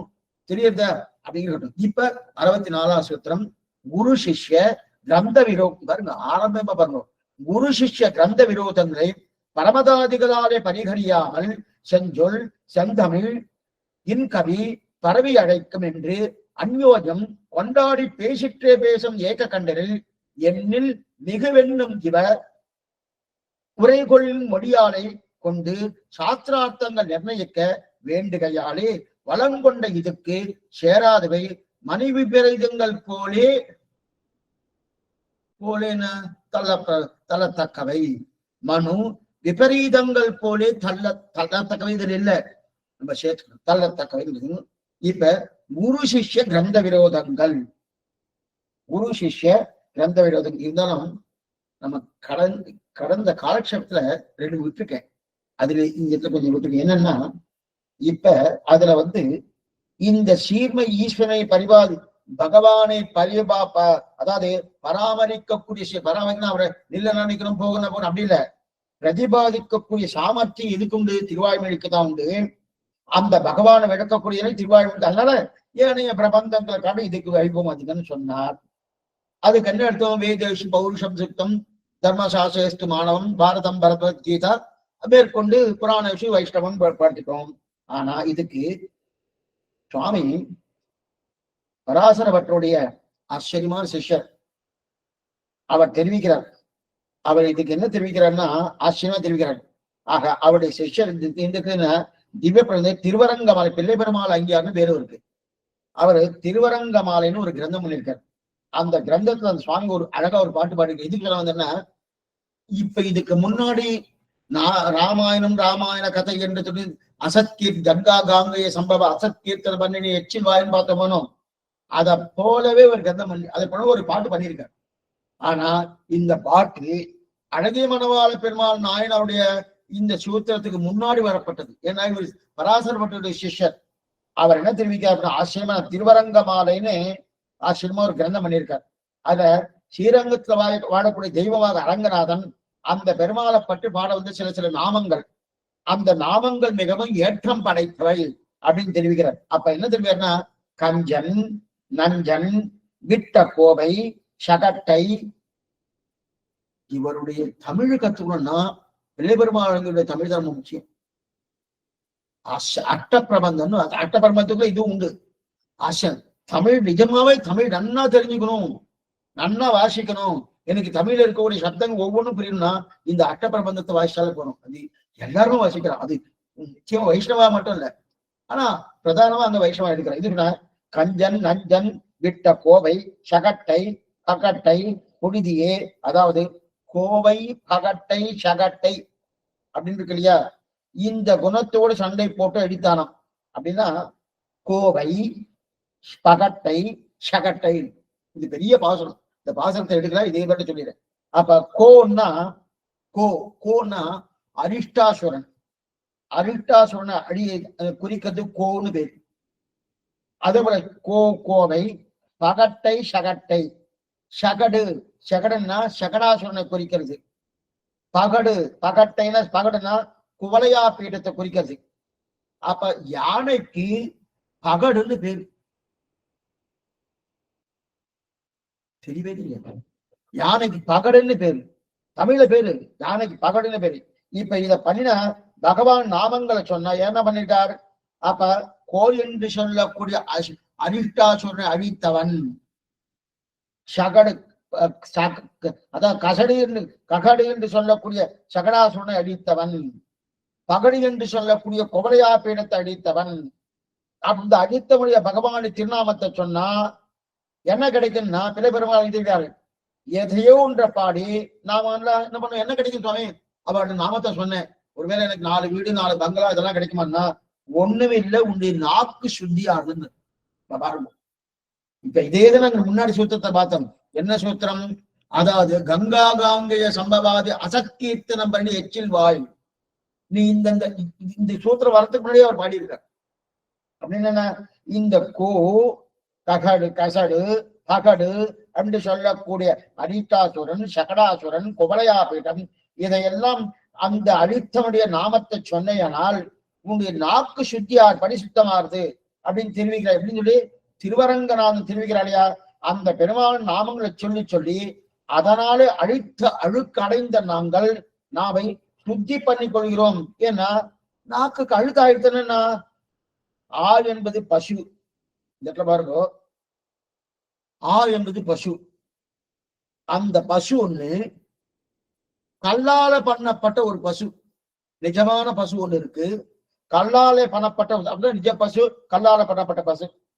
இப்ப ரெண்டுத்துக்கும் ஏதோ ஒரு வித்தியாசம் உண்டணும். இதுக்கு அசையாது, கல்லால பண்ணப்பட்ட பசு, அது ஒரு அச்சித்து. இது அசு நேரடியா பார்க்கறது அச்சித்து தான், ஆனா அதுக்குள்ள ஆத்மா, கல்லுக்குள்ளேயும் ஆத்மா இருக்கு, இதுக்குள்ள ஆத்மா இருக்கு, ஆனா அது அசையக்கூடிய நிலை உண்டணும். இப்ப ரெண்டையும் பார்த்து ரெண்டும் ஒண்ணும் சொல்ல முடியுமா, சொல்ல முடியாது. இல்ல சுவாமி, கல்லால பண்ணப்பட்ட பசுவும் நிஜ பசுவும் ரெண்டும் சபம்னு சொன்னா யார் சொல்லுவா, முட்டாள் தான் சொல்லுவா, முட்டாள் தான். அதே போல இது எதுக்காக எடுத்துக்கான்னா, பெருமாளையும் மற்ற தேவதைகளும் சமம்னு சொன்னா அப்ப நாக்கு அழுக்கா இருக்கும். அதனாலதான் அசத்கீர்த்தனம் பண்ண எச்சில் வாய், கங்கா காங்கேய சம்பவாதி அசத்கீர்த்தனம் பண்ண எச்சில் வாய் தெரிவிக்கிறாள் இல்லையா, அப்ப அவருடைய நாக்கு அசுத்தி ஆயிடுதான். அந்த அசுத்தியை போக்குறவன என்ன பண்ணுவது, அந்த திருவரங்கநாதன் நாமத்தை சொல்லுங்கோ அப்படின்னு தெரிவிக்கிறார் இல்லையா. இதுக்கு சொல்ல வந்தேன்னா, அதே போல கங்கா காங்கேய சம்பவாதி அசத்கீர்த்தனம் எச்சில் வாய் தெரிவிக்கிறார். இப்ப அந்த 63 சூத்திரம் முடிஞ்சிருச்சு. அடுத்த 64 சூத்திரம் குரு சிஷ்ய கிரந்த விரோதங்களை பரமாதிகளாடுன்னு எடுக்கிறார். இந்த இடத்துல ராமாயணம் நாராயண கதையில் ஆரம்பிக்கப்பட்ட ஸ்ரீராமாயண மகாபாரதம் அத்தனையும் எத்தனையோ பேசி நாக்கு அழுக்கடைஞ்சு போயிடுச்சு. அதை முடிச்சுட்டு என்ன பண்ணார், அதுக்கு தமிழ் பிராயச்சித்தமா என்ன பண்ணாரு, பாகவத புராணம் என்ன, ஹரிவம்சம் என்ன, இதை பண்ண வேண்டி இருந்தது யாருக்கு, வியாச பகவானுக்கு. அதெல்லாம் பண்ணி அவர் சரிப்படுத்தி கொண்டார். ஆனா அப்படி இல்லாம ஆழ்வார் நேரே சொல்ல வேண்டிய விஷயத்த சொன்னாரணும். அதனால இவருக்கு அந்த எச்சில் வாயா இருக்கக்கூடிய தன்மை இவருக்கு கிடையாது. ஆழ்வார் கிடையாது. ஆனா வியாச பகவானுக்கு உண்டு, வால்மீகி உண்டு. வால்மீகி பண்ணிக்கல, அது வேற விஷயம். வியாச பன்னின்றது அவரே சொல்லிட்டு இருக்கார் அப்படின்னு தெரிவிக்கிறாள். இப்ப அவதாரி வாசிக்கிறேன். இப்படி இனிமேல் இப்படி அருளிச்செயலில் சாரமான இவன் பிராமான்யமாகிரத்தை பிரகாசிப்பிக்காக ஆழ்வாருடைய ஐக்க கண்டத்தை அவர்களின் தலைவரான இவர் அருளி செய்த பிரபந்தத்துடைய பிராபல்யத்தையும் பிரதிபாதியா நின்று கொண்டு ஏவம்பூதனான இதுக்கு சேராத சாஸ்திரங்கள் பரீட்சிக்க பரித்தியாச்சங்கள் படிய அருளி செய்கிறார் உருஷித்தியாதிகளால். அதாவது அருளி செயலில் சாரம், இது பரம பிரமாணம் என்று சொல்லணும். பிரமாணம் என்பது உண்மை. அறிவு ஏற்படுவதற்கு உண்டான கருவி பிரமாணம். நமக்கு அறிவு ஏற்படணுமோ அதுக்கு உண்டான கருவி என்ன? பிரமாணம். பிரமாணம்னா என்ன அர்த்தம் சொல்லிடுறேன். பிரமாண புத்தி, புத்தி. பிரமாணம் அது வேற, பிராந்தி. பிரமாண புத்தி. அப்ப கரணம், பிரமாண புத்தி. கரணம்னா கருவி. அப்ப பிரமாகரணம்னா பிரமாணம், உண்மை அறிவு ஏற்படுவதற்குண்டான கருவி பிரமாணம். பிரமாணம் சொல்றோம் என்னது அப்படின்னா, உண்மை அறிவு ஏற்படுவதற்குண்டான கருவி பிரமாணம். அப்ப உண்மை அறிவு ஏற்படுவதற்குண்டான கருவி எது? வேதங்கள் தானே. வேதங்கள் தவிர எதுவும் கிடையாது இல்லையா? அப்ப வேதங்கள் தான். அந்த வேதங்கள் என்ன சொல்றது? பிரத்யக்ஷ பிரமாணம், அனுமான பிரமாணம், சப்த பிரமாணம், இந்த 3 உண்டு. அடியா அதுக்கெல்லாம் போற. இப்ப என்ன சொல்றாரு? அப்ப பிரமாண புத்தி, கரணம்னா கருவி, புத்தியால் பிரமாக்கரணம்னா உண்மை அறிவு ஏற்பதற்குண்டான கருவி எது? அதான் பிரமாணம். அதுதான் வேதங்கள். அந்த வேதங்கள் 3 பிரமாணம், சப்த பிரமாணம், அனுமான பிரமாணம், அதே போல பிரத்யக்ஷ பிரமாணம். இதுல பிரத்யக்ஷம் அடிபடுறது, அதே போல சப்தம் அனுமானம் அடிபடுறது. சாஸ்திர பிரமாணம், சப்த பிரமாணம் தான் இருக்குன்னு தெரியாது. இப்ப என்னன்னா, அந்த சாஸ்திரமே சேர்ந்து நம்மாழ்வார் திருவாழ்மை பிரமாணமோ என்னவோ. இப்ப என்ன தெரியுமா சந்தேகம் வந்துட்டு, அவெல்லாம் என்ன பண்ணிட்டா, நம்ம போன சூத்திரத்தில் என்ன சொன்னோம்? ராமாயணம் நாராயண கதை என்று தொடங்கி கங்கா சாம்பை எச்சில் வாயின்னு சொன்னோம். அவளுக்கும் என்னமா நீங்க இந்த மாதிரி பேசிட்டு இருக்க? அதெல்லாம் சாஸ்திர வாக்கியமாச்சே. நம்மாழ்வாருடைய திருவாழ்வி சாஸ்திர பிரமாணமா? நீங்க நம்மாழ்வார் தான் சொல்லிட்டு இருக்கிறே, நம்மாழ்வாருடைய திருவாழ்வி சாஸ்திர பிரமாணமா? ஏன்னா வேதவியாசர் பண்ண பிரம்மசூத்திரத்தை பிரமாணம் ஒத்துக்கிறோம். ஜெய்மினி எழுதின பிரமாணம், ஜெய்மினி எழுதின கர்ம பாகம், அந்த கர்ம பாகத்தை பிரமாணம் ஒத்துக்கிறோம். இப்ப கேள்வி என்ன தெரியுமா? நம்மாழ்வார் பாடினது பிரமாணமா சுவாமி?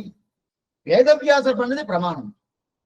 ரொம்ப ஜாகிரதையா இருக்கணும். வேதவியாஸ் இதெல்லாம் ஒரு ஒரு அப்படியே ஒரு இது சபை மாதிரி வச்சுட்டு ஒரு 4-5 பேர் ஏதாவது சிவாட்சி மாதிரி இது அந்த பிரக்கிரியில பண்ணா ரொம்ப நல்லா புரியும். இருக்கட்டும், இது புரியும்படிதான் இருக்கேன் அப்படின்னு. அப்ப வேதவியாசர் பண்ணது பிரமாணம் தெரியாது, பிரம்மசூத்திரம். ஜெய்மினி பண்ண கர்மபாகம் பிரமாணம் தெரியாது. இப்ப நம்மாழ்வார் பண்ணது பிரமாணமா அப்படின்னு கேட்டுட்டார். இவர் இப்ப என்ன சொல்லியிருக்க பதில்? இப்ப என்ன சொல்லணும்? ஆமா பிரமாணம், ஆமா பிரமாணம் அப்படின்னு சொல்லியிருக்கமானோ? அப்படி சொல்லல. ஏன்னு சொல்லுவார்? திருவாழ்மொழி பிரமாணம் ஏனைய வேணைய நீ சொன்னியே அதெல்லாம் பிரமாணமானு கேளுன்ட்டு. நமக்கு சந்தேகம் என்ன சுவாமி, வேதவியாசர் பண்றது பிரமாணமா, ஜெய்மினி பண்றது பிரமாணமான்னு கேட்கிறாரு. பிரமாணமான கேட்கிறாருன்னு என்ன அர்த்தம்? அவர் கேட்ட கேள்விக்கு எதிர்கேள்வி கேட்கிறாரு. திருவாய்மொழி பிரமாணமா கேட்டார். இவர் பிரமாணம் உண்டு இல்லைன்னு சொல்லணும். அதை சொல்லாம அவா சொன்னது பிரமாணமா இல்லையா அதை சொல்லு அப்படின்னு. அதை சொல்லு. ஏன்னா அவளுக்குள்ள எவ்வளவு முரண்பாடு இருக்கு பாரு. முரண்பாடு எவ்வளவு இருக்கு பாரு. அவளுக்குள்ள எத்தனை முரண்பாடு இருக்கு பாரு. அந்த மாதிரி முரண்பாடு இங்க கிடையாது. ஏன்னா நீங்க பிரமாணம் சொல்லிட்டு தலையை ஆட்டின்னு இருந்தோம். தலையாட்டி சொல்லணும். அது நாமளும் சரி பிரமாணம் போட்டுட்டு பிரமாணம் இதை தலையாட்டணும். ஆனா அந்த நிறைய முரண்பாடு இருக்கு. எப்படி குரு ஒரு வார்த்தை சொல்றார், சிஷ்யன் ஒரு வார்த்தை சொல்றார். குருவுக்கும் சிஷ்யனுக்கும் ஒத்தே போகல. அப்ப என்னன்னா குரு சிஷ்ய கிரந்த விரோதம், அங்க இருக்கு இல்லையா? அப்ப முரண்பாடு, அந்த மாதிரி முரண்பாடு ஒண்ணும் இல்லாதது எங்கள் ஆழ்வாருடைய பாசம்னு சொல்ல போறார். அப்ப எது பிரமாணம் சொல்றேன்? நீங்க முரண்பாடு இருக்கிறது பிரமாணமா, முரண்பாடு இல்லாதது பிரமாணமா அப்படின்னு சொல்ல போறார். அப்ப மற்ற பிரமாணங்களை விட இது சிறப்பான பிரமாணம் திருவாய்மொழி. இதை தெளிவுபடுத்துறதுக்கு தான் ஆழ்வார் 10 பேர் பேசியிருக்காரு. அப்படின்னு முதலிய சொன்ன 12 பேர்ல 2 பேரை இவர்கள் சரம பர்வனிட்டை படைத்தவர்கள். அப்ப 10 பேர் பேசினாருனோ அவ எப்படி நான் பேசியிருக்கார்? வைகை ஆழ்வார் ஒரு வார்த்தை பேசினார், பூதத்தாழ்வார் வேறு வார்த்தை பேசினார், கடைசி ஆழ்வார் திருமங்கி ஆழ்வார் வேறு வார்த்தை பேசினார்னு கிடையாது. பேசிட்டே பேசும் ஏக கண்டர்கள். ஒருத்தர் பேசினதுக்கு முரண்பட்டு இன்னொருத்தர் பேசவே மாட்டார். ஒருத்தர் பேசின அப்பனா ஒருத்தர் பண்ண கிரந்தத்துக்கு முரண்பாடா இன்னொரு ஆழ்வார் இன்னொரு கந்தம் பண்ணுவார்னா பண்ண மாட்டார். முதலாழ்வார் தொடங்கி பொய்கை ஆழ்வார் தொடங்கி திருமங்கி ஆழ்வார் பரியந்தம் 10 பேருக்கும் ஒரே கழுத்து, ஒரே கண்டம். ஒரே கண்டம் அப்படின்னு என்ன அர்த்தம்னா, அப்பனா கழுத்து ஒண்ணுன்னு அர்த்தம் இல்ல, குரல் ஒண்ணு, ஒரே குரலா இருக்கும். குரல் ஒண்ணுன்னா என்ன அர்த்தம்?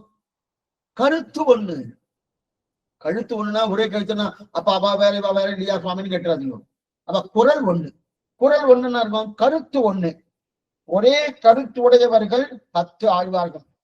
இப்படி சொல்லும் போதே நமக்கு என்னன்னா, பக்கத்துல யாரோ 2 பேருக்கு ஒரே கருத்து இல்லைன்னு சொல்றது ஒண்ணும். ஆமா சுவாமி, 2 பேர் நின்று இருக்கா, 2 பேர் இருக்கச்சே சுவாமி நல்லா வாசிச்சவர், திருவாவி நண்பன் தான் சொல்லுவார், ஸ்ரீபாஷம் நல்லா வாசிச்சிருக்கார் அப்படின்னு ஒரு சுவாமியை பார்த்து சொன்னா இப்ப கன்னடை என்ன கிடைக்கும்? அவர் சரியா வாசிக்கல போல் இருக்கு அப்படின்னு. இப்ப என்ன சொல்லிட்டு இருக்கா? இந்த 10 பேர் ஏக கண்டர்கள், பேசிட்டு பேசும் ஏக கண்டர்கள், ஒரே கழுத்து அப்படின்னா ஒரே கருத்துடையவர்கள் அப்படின்னு சொல்லிட்டு இருக்காச்சு. அப்ப இன்னொன்னு என்ன சொல்றது? தன்னடே என்ன கிடைக்கிறது? ஓ வேற யாருக்கும் ஏதோ ஒரு குறை இருக்க போல் இருக்கு அப்படின்னு தெரியுதனும். ஏன்னா இதுக்காக சொல்ல வந்ததுன்னா, ஏனைய ஆழ்வார்கள் ஒவ்வொரு ஆழ்வாரை கொண்டாடுறார். நம்ம ஆழ்வார் முதல் ஆழ்வார்கள் கொண்டாடுறார், திருமேஷி ஆழ்வாரை கொண்டாடுறார். அதே போல குலசேகர ஆழ்வார், தொண்டர்படி ஆழ்வார், திருப்பான ஆழ்வாரை கொண்டாடுறார். இவெல்லாம் கொண்டாடுறணும், திருமங்கி ஆழ்வாரும் கொண்டாடுறார். அப்ப கொண்டாடுறணும் அந்த மாதிரி இங்க இருக்கான்னா கிடையாது. ஏன்னா என்ன சுவாமி குரு என்ன அவருக்குள்ள என்ன குரு சிஷ்ய கிரந்த விரோதம், என்ன கிரந்த விரோதம்னா இந்த இடத்துல ஆச்சரியமா தெரிவிக்கிறார். அதாவது இந்த விஷயம் அவளை குறை சொல்றதுக்காக இது சொல்லவில்லை, இந்த சூத்திரம் அதனால வரல. ஆனாலும் ஜெய்மினி அவருடைய குரு வேதவியாசர். வியாசர் வேதவியாசர் பிரம்மசூத்திர கர்த்தா. இன்னைக்கு நம்ம ஸ்ரீபாஷ்யம் சொல்றோமோ, அது வேதவியாசர் பண்ணின பிரம்மசூத்திரத்துக்கு உண்டான வியாக்கியானம் தான் ஸ்ரீபாஷ்யம். அப்ப பிரம்மசூத்திர கர்த்தா வேதவியாசர், ஜெய்மினி வியாசருக்கு சிஷ்யர். இந்த 2 பேருக்கும் ஒருத்தருக்கு ஒருத்தர் முரண்பாடு. ஜெய்மினுடைய கருத்துக்கும் வேதவியாசருடைய கருத்துக்கும் மாறுபட்டு இருக்கு. அந்த மாதிரி நம்மாழ்வாருடைய கருத்துக்கும் ஏனைய ஆழ்வாருடைய கருத்துக்கும் மாறுபட்டு இருக்கா?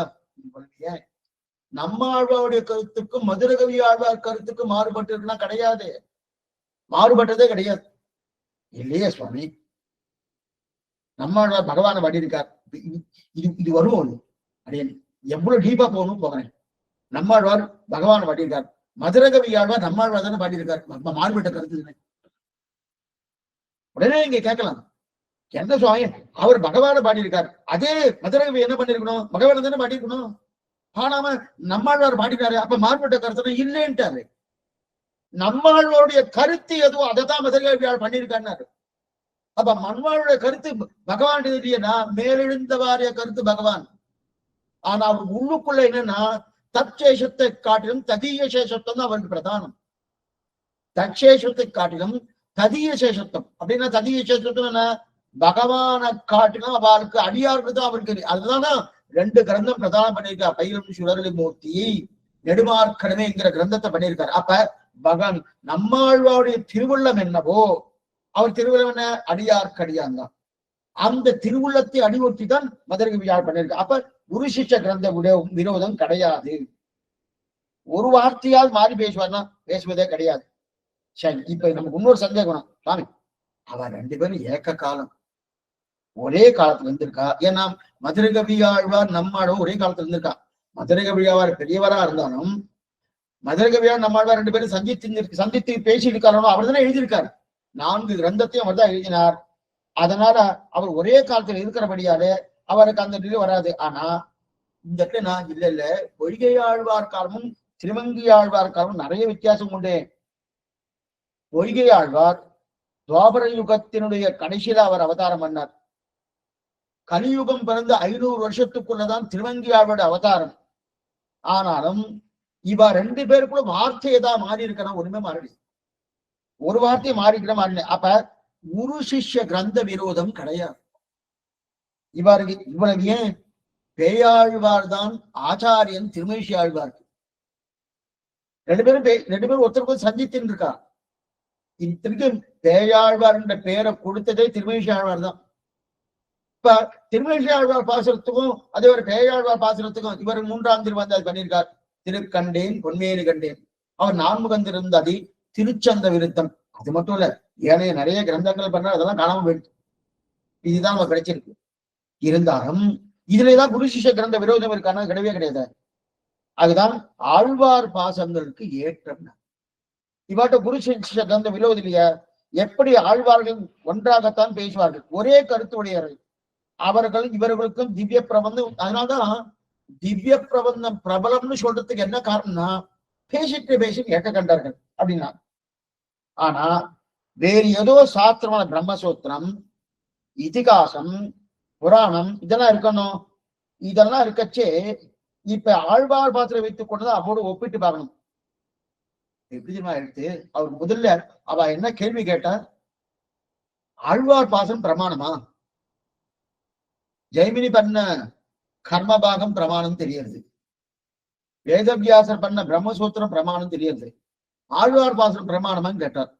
இப்ப இவர் திரும்பி என்ன கேட்டார், அவாழ்ந்து பிரமாணமா, அவாழ்ந்து முரண்பட்டிருக்கே, ஆழ்வார் பாசம் பிரமாணம் அப்படின்றார். இதுக்கு என்ன சொல்றோம், இவாள என்ன சொல்றாருன்னா ஒண்ணுமே இல்லை, அவ பண்ணியிருக்காரோ பிரம்மசூத்திரம் என்ன, இதிகாசங்கள் என்ன, புராணங்கள் என்ன, இதெல்லாம் இருக்கணும். இதெல்லாம் கொண்டு வந்து ஆழ்வார் பாசுரத்துக்கு ஒப்பிட்டு பார்க்கணும்.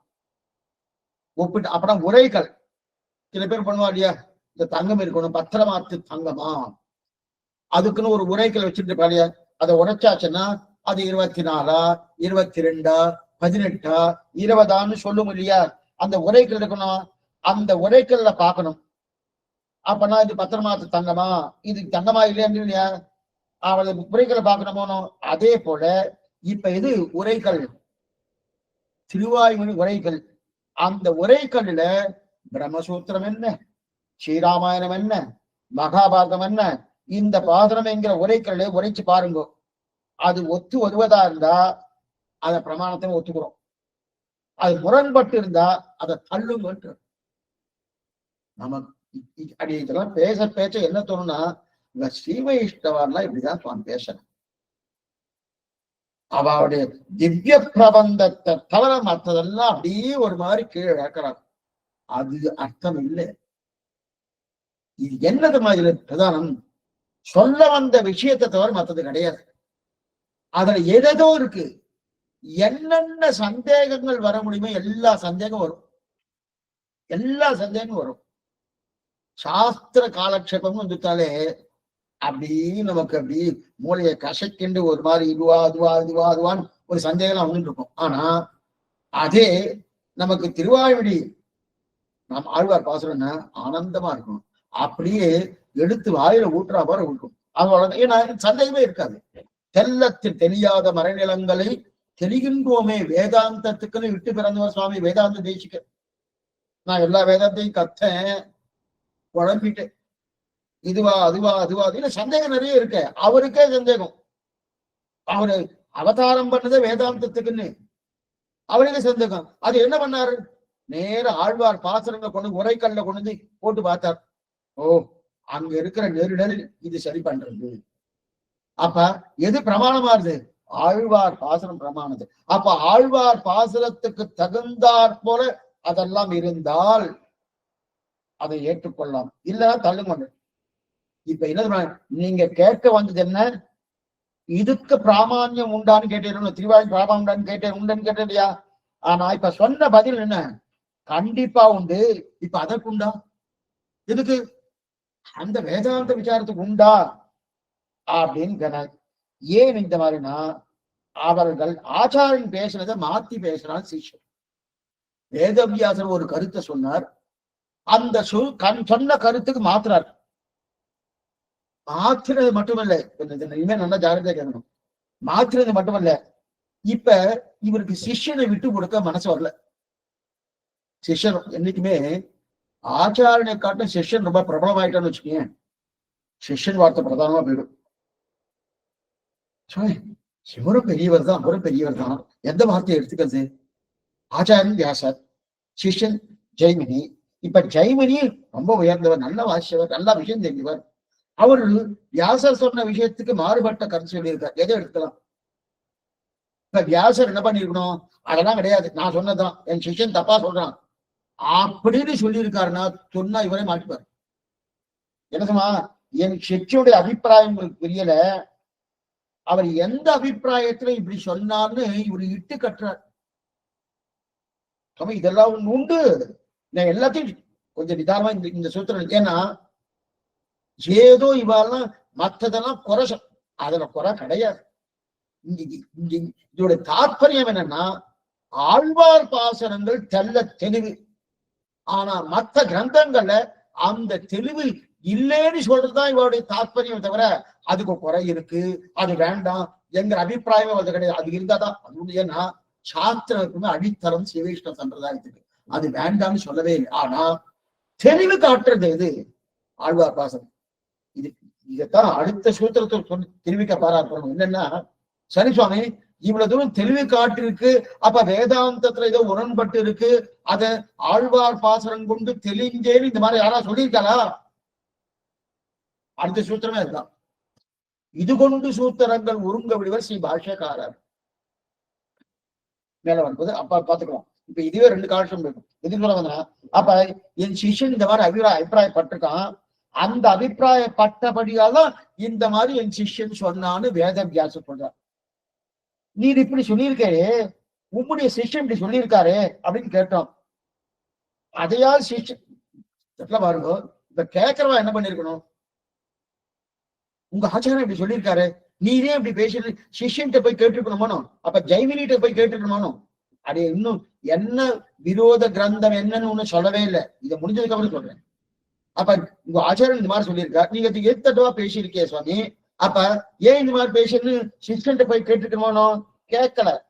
சிஷ்யன்ட்ட கேட்காம கேட்கப்படாதுன்னா இல்லது கேட்டது ஆச்சாரத்தை. ஏன்னா அவர்கிட்ட பேசினா அவர் ஒன்னும் பேச மாட்டார். அவர் மாத்தி பேசியிருக்கான்னு அவருக்கு தெரியும்.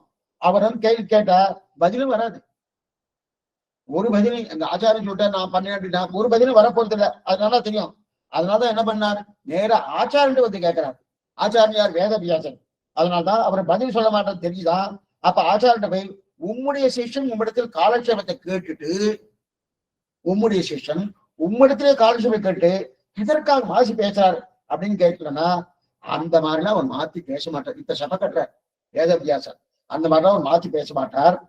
சாஸ்திர விரோதமாக ஜெய்மினி பேச மாட்டார். ஏன்னா அப்ப இவர் சாஸ்திர விரோதம் இல்லாம வியாச பகவான் பேசியிருக்காருன்னு தெரியுது. அதே போல சாஸ்திர விரோதமாக ஜெய்மினி பேச மாட்டார். ஆனா இந்த அபிப்பிராயத்துல இருக்கும். எக்ஸலண்டா எடுத்திருக்காரு.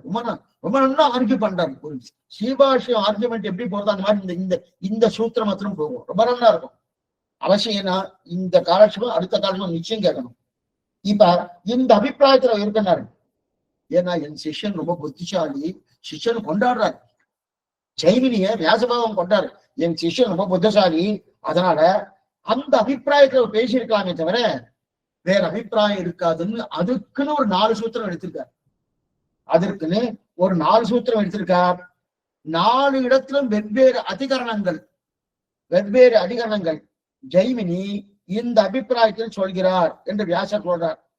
வியாசர் இந்த அபிப்பிராயத்துல சொன்னார்னு ஜெய்மினி சொல்லல. ஜெய்மினி தான் மாத்தி பேசியிருக்கார். ஜெய்மினி சிஷ்யர், வியாசர் ஆச்சாரியன். ஜெய்மினி என்னுடைய சிஷ்யர் இந்த அபிப்பிராயத்தை சொல்லி இருப்பார். என்கிற நிலையை வியாச பகவான் ஆச்சாரியன் தெரிவிக்கிறார். ஆனா எங்க ஆச்சாரியன் இந்த அபிப்பிராயத்தை சொல்லியிருப்பார் அப்படின்னு ஜெய்மினி சொல்லியிருக்கலாம். ஜெய்மினி சொல்லல. ஜெய்மினி அபிப்பிராயத்தை ஆனா கிரந்தத்தை சொல்றார் இவருக்கு ஏத்த மாதிரி. ஆக எதனால் ஜெய்மினி இப்படி சொல்லியிருக்கார் என்று வியாசர் விசாரித்து சொல்றார். அப்படி அர்த்தத்தை அப்படி அதற்கு பார்த்து கொண்டு சேர்க்க வேண்டியிருக்கு. என்னன்னா சுவாமி இந்த மாதிரி அபிப்பிராயம் அதனால அவர் மாத்தி சொல்லியிருக்கலாம், செப்பக்கட்ட வேண்டியிருக்கு, சொல்லியிருக்கலாம் அப்படின்னாரு. ஆனா அத போல ஆழ்வாவுடைய பாசனங்கள் அந்த மாதிரி இருக்கா? ஓ, பொய்கையாளர் இந்த அபிப்பிராயத்தை சொல்லியிருக்கலாம், நம்மாழ்வார் இந்த அபிப்பிராயத்தை சொல்லியிருக்கலாம், திருமங்கையாழ்வார் இந்த அபிப்பிராயத்தை சொல்லியிருக்கலாம். இந்த மாதிரி இருக்கானா? கிடையாது. அந்த மாதிரி கிடையவே கிடையாது. அப்ப அந்த குறையே கிடையவே கிடையாது. இந்த திருவாய்மொழியோடு அதனால சொல்றாரு, இந்த திருவாய்மொழியை பொருந்தாத சாஸ்திரங்களாக இருந்தால் பரீட்சித்து பார்த்து அதோடு இதோடு இந்த திருவாய்மொழியோடு ஒத்து போகவில்லை என்றால் தள்ள வேண்டியதான். அப்பனா நன்னா உரைக்கல், அந்த உரைக்கல்ல உரைச்சு பாருங்க, சரியா வரலன்னா விட்டுடுங்கோ அப்படின்னு அருளி செய்கிறார். இது போல மனு தர்ம சாஸ்திரம் இருக்கணும். மனு தர்ம சாஸ்திரத்துக்கு விபரீதமாக ஒண்ணு இருந்தால் அதை ஏற்றுக்கொள்ளாதுன்னு சொல்லி இருக்கு மனு தர்மமே. எத்தை மனு அவதத்து தத் பேஷம், சாஸ்திரவார் மனு சொல்றார். எத்வை மனு அவதத்து தத் பேஷதம் அப்படின்னா மனு எது சொன்னாரோ அதற்கு விபரீதமாக யார் என்ன சொன்னாலும் அதை ஏற்றுக்கொள்ளாது. அப்ப மனு தர்மத்தை விபரீதம் ஒன்று இருந்தால் அதை ஏற்றுக்கொள்ளாதுன்னு சாஸ்திரம் சொல்றது இல்லையா? அப்ப மனு இதை சொன்னாருன்னா இதுதான் மருந்து. மனு எது சொல்றாரோ அதுதான் மருந்து. அந்த மனுவுக்கு விரோதமாக இருக்கா? அது அறிவு வேண்டாம், தேவையில்லை. அத போல ஆழ்வாரின் திருவாய்மொழிக்கு விரோதமாக இருக்கா? தள்ளுன்றார். அதோடு பொருந்தி வந்தால் கொள். அது ஆழ்வாரி திருவாய்மொழி பாசனத்தும் இப்ப என்ன ஆயிடுச்சுன்னா பிரமாணம் ஆழ்வார் பாசனம், ஆழ்வார் பாசனத்தை பொருந்தலையா சுவாமி? சில விஷயங்கள்லாம் கொஞ்சம் வெளியில பேசணும், வெளியிலன்னா பர்சனலா பேசணும். ஏன்னா இன்னைக்கு அந்த சில விஷயங்கள் இருக்கு. ஏன் சில விஷயங்கள்லாம் இன்னைக்கு தமிழ் பிரபந்தங்கள் எதனால் ஓதப்படவில்லை? சில சன்னதியில என்ன சைவ பாடல்கள் எதனால் ஓதப்படல? பெரிய விசாரம். இன்னைக்கு சிரமப்பட்டுதான் இருக்கா, நிறைய சிரமப்படுறா, என்னென்னவோ பிரயத்தனம் பண்ணிட்டு இருக்கா. ஆனா சில பேர் அதெல்லாம் விடல. சில கோயில் அது விட்டுருக்காரு வச்சுக்கோங்க. ஏன் விடல? இப்ப இதே ஆழ்வாருடைய பாசனங்கள் நாலாயிர வைஷ்ணவ கோயில அதுக்குன்னு உற்சவமே பண்றா. ஏன் சுவாமி இந்த மாதிரி இல்ல? இந்த சபையில சொல்ல முடியாது, தனியா தான் சொல்லணும். ஏன்னா அது கொஞ்சம் பெரிய விஷயங்கள் அதுதான். இதுக்கு சொல்ல வந்தேன்னா அப்படிப்பட்ட அதை போல இப்ப ஆழ்வார் திருவள்ளுக்கு விரோதமா இருக்கா? அதை தள்ளுன்னு சொன்ன பொருத்தினா கொள்ளுந்திருக்கிறா. சரி சுவாமி, இப்ப என்னதான் என்ன குரு சிஷ்ய கிரந்த விரோதம் என்னது? குரு வியாச பகவான், சிஷ்ய ஜெய்மினி. இவர் எழுதினதுக்கு மாறாக அவர் சொல்றார். குருவான வியாசர் ஒன்று எழுதியிருக்கார், அதுக்கு மாறாக அவர் சொல்றார். பிரதானமான மாறுதல் என்ன சுவாமின்னா, ஈஸ்வரனான பகவானை ஒத்துக்கொண்டார் வியாச பகவான். வியாசர் வியாசாய விஷ்ணு ரூபாய வியாச ரூபாய விஷ்ணுவேன்னு ஈஸ்வரனான பகவானை ஒத்துக்கொண்டார் வியாசர். ஆனா ஜெய்மினியான குரு, ஜெய்மினி சிஷ்யர் கிடையாது. அவர் என்ன பண்ணார்னா ஜெய்மினி பகவானை ஒத்துக்கல. சரி, நீங்க புதுசா சொல்றீங்க. ஜெய்மினி ஒத்துக்கவே இல்லை. கொஞ்சம் நிதானமா சொல்றேங்க. ஒத்துக்கல. பெருமாளே கிடையாதுன்றார். பெருமா ஏதோ ஒரு பிரம்மன்னு வச்சுக்கோ, அது என்ன பேருன்னு வச்சுக்கணும், பிரம்மமே கிடையாது என்றார். ஆனா ஏன்னா ஜெய்மினி ரொம்ப பெரியவர் தான், அதனால பெருமாள் இல்லைன்றார். இப்ப என்ன சந்தேகம்னா, வியாசருக்கு இணையான பிரபாவம் படைத்தவர் ஜெய்மினி. இப்ப ஜெய்மினி வார்த்தை எடுக்கிறதா வியாசனுடைய வார்த்தை எடுக்கிறதா? இந்த மாதிரி பௌத்த சம்பிரதாயத்துல இதே மாதிரி உண்டு. அங்கேயும் குரு சிஷ்ய கிரந்த விரோதம் உண்டு இருக்கிற. அந்த விஷயத்துல நம்ம போக வேண்டாம், அது ஸ்ரீபாஷ்யம் வச்சு அதை பார்த்துக்கலாம் இருக்கச்சு. இது சொன்னா இப்ப பெருமாளை இல்லைன்றார். ஆனா வியாசருக்கு உண்டான பெருமை ஜெய்மினி பகவான் அவ்வளவு பெரியவர். அவரு அந்த பெருமைக்கு தகுந்த என்னன்னா அவ்வளவு பெரியவர் என்ன பண்றது? இவருடைய பெருமைக்கு தகுந்தவன் பேசுறார். ஏன்னா இன்னைக்கு பெருமை என்ன, இன்னைக்கு யாராவது பேசுறா இல்லையா? கிடையாது கிடையாது கிடையாது, அண்ணன் ஒண்ணும் கிடையாது கிடையாது. ஆனா எல்லாம் சனாதன தர்மத்துல தான் கிடையாது கிடையாது சொல்லுவா. மற்ற இடத்துல போவான்னா போகவே மாட்டேன். அங்கெல்லாம் போய் ஏதாவது கிடையாதுன்னு சொல்ல சொல்லுங்க. இவ கிடையாது இவ கிடையாதுன்னு போயிடும். எது சொல்ல வந்தேன்னா அப்படி இருக்க செய். இவ என்னமோ இன்னைக்கு என்னமோ பேசிட்டு இருக்கா. இவெல்லாம் ரொம்ப எறும்பு போல. அன்னைக்கு ரொம்ப பெரியவா, ஜெய்மினி ரொம்ப பெரியவா இல்லையா? அவரே சொல்லியிருக்காரு கிடையாது கிடையாதுன்னு. இன்னைக்கு போட்ட சப்தம் சின்ன சப்தம். இதை விட ஜெய்மினி போட்டது ஆணித்தரமான வாதங்கள். சாஸ்திரத்தை கொண்டு வாதம் பண்றார். ஆணித்தரமான வாதங்கள். அந்த வாதம் எதனால் வந்துன்னா, என் சிஷ்யன் தெய்வம் இல்லைன்னு சொல்லல. இப்ப சொல்றாரு வேதவியாசன், என் சிஷ்யன் தெய்வம் இல்லைன்னு சொல்ல, என் சிஷ்யன் தெய்வம் உண்டு என்று ஒத்துக்கொண்டிருக்கார். பிரம்மத்துக்கு சொரூபம் உண்டு, பிரம்மத்துக்கு குணம் உண்டு, பிரம்மத்தை அடைகிற வழி உண்டு, பிரம்மத்துக்கு பலம் புருஷார்த்தம் உண்டு, பிரம்மத்தை அடைவதற்குண்டான சாதனம் உண்டு. இதெல்லாம் என் சிஷ்யனான ஜெய்மினி சொல்றான்னு. என்ன சுவாமி இந்த மாதிரி உண்டு உண்டு உண்டு உண்டு. அதுக்குதான் ஜெய்மினி புரோக்தம் அப்படின்னு சொல்றது. அப்படி ஒண்ணு இது வியாக்கியானம் ஒண்ணு வாசிக்கிறேன். ஜெய்மினி புரோக்தம் பூர்வ மீமாம்சை. இந்த இடத்துல ஒரு விஷயம் நீங்க நல்லா பாத்துக்கணும். இதெல்லாம் நம்ம திருவாய்மொழி வறட்சி இதெல்லாம் பார்க்க போறோம். ஆனா அப்போது சுருக்கமாக பார்க்க போறோம். ஸ்ரீபாஷ்யத்தை தான் ஓஹோன்னு இருக்கும், அல்லது ஸ்ரீரங்கராஜ ஸ்தவம் ராசரப்பட்டது அதுலயும் நல்லா ஓஹோன்னு எடுத்திருக்கா. அதுக்கு குட்டி ஸ்ரீபாஷ்யன்னு பேரு இருக்கட்டும். இந்த இருக்கச்சே இந்த இடத்துல பூர்வ மீமாம்சை அப்படின்னா மீமாம்சைன்னு உண்டு. மீமாம்சைன்னா பூஜ்ய விசாரம். பெரிய நம்முடைய கண்ணுக்கு தெரியாத விசாரங்கள் மீமாம்சைன்னு பேரு. அதுல பூர்வ மீமாம்சை உத்தர மீமாம்சை ரெண்டு உண்டு. ஜெய்மினி புரோக்தம் பூர்வ மீமாம்சை. அந்த பூர்வ மீமாம்சையில அபூர்வம்னு ஒண்ணு ஒத்துண்டு இருக்கா. அபூர்வம் ஏன்னா இப்ப நாம என்ன சொல்றோம், ஒரு காரியம் பண்றோம் புரியத்துக்காக, நான் அது ஒரு யாகம் பண்றோம், யாகம் உத்தரகாமேஷ்டி யாகம் பண்றோம், அல்லது நமக்கு ஆயுஷ் வேணுமானோ ஆயுஷம் பண்றோம். இதெல்லாம் அந்த யாகமே கொடுக்கணும். அது யாகம் அச்சிட்டு அந்த யாகத்தால் ஆனந்தப்பட்டு பகவான் தான் அந்த பலத்தை கொடுக்குறான்னு நம்ம சாஸ்திரம் சொல்றது. அதன் பிரகாரம் பண்றோம். அப்ப எந்த யாகம் பண்ணணும், அந்த ஒண்ணு வேணாம் பித்ருஷாபம். சில பேர் பித்ருஷாபம் இதை பண்ணா சரியா போயிடும் அப்படின்ற. இன்னைக்கு நிறைய இன்னைக்கு ஜாதகத்துல இன்னைக்கு அவாவன கையில வச்சுட்டு இருக்கா. இது பித்ருஷாபம் இருக்குன்னு இதெல்லாம் பண்ணா போயிடும்னா, பண்ணினா அந்த சாபத்தை யார் போக்குறது? நான் ஏதோ இந்த பிராயச்சித்தம் பண்ணுங்க போயிடுன்னு சொல்றா. பிராயச்சித்தத்தை பண்ணினேன் போயிடும்னா அந்த பாவத்தை யார் போக்குறது? அந்த பலத்தை யாரு கொடுக்கறன்னா பகவான் தான் கொடுக்கணும். அந்த பலத்தை கொடுக்கறது பகவான் தான் கொடுக்கணும். இது நல்லவன் நமக்கு தெரியுது, ரொம்ப சுலபம். இத நான் பண்ணினேன், இத நான் பண்ணினபடியாலே அதனால பிரீத்தி அடைந்த பகவான் எனக்கு அந்த பலத்தை கொடுக்கிறார். இது தெரியுது, இது நல்லா தெரியாது, சரி கொடுக்கிறார். ஆனா இதை பூர்வ மீமாம்சையில ஜெய்மினி பகவான் இதை ஒத்துக்கல. ஜெய்மினி இதை ஒத்துக்கல. பூர்வ மீமாம்சைனா தான் கர்ம காண்டம்னு பேர். கர்ம காண்டம் பிரம்ம காண்டம். மீமாம்சா ரெண்டு வகைப்படும். ஒன்னும் கஷ்டப்படுத்த மாட்டேன், பயப்படாதீங்க. இந்த அப்படியே ஒரு மாதிரி உங்களுக்கு புரியும்படி சொல்லிட்டு, ஏன்னா எல்லாம் போகணும், அது வேற போயிடும். இந்த இடத்துல பூர்வ மீமாம்சா உத்தர மீமாம்சா மீமாம்சா ரெண்டு வகைப்படும். பூர்வ மீமாம்சா ஒண்ணு, அதாவது ரெண்டு மீமாம்சா. இதுல வேத விசாரம் பண்றது பூர்வ மீமாம்சா, வேதாந்த விசாரம் பண்றது உத்தர மீமாம்சா.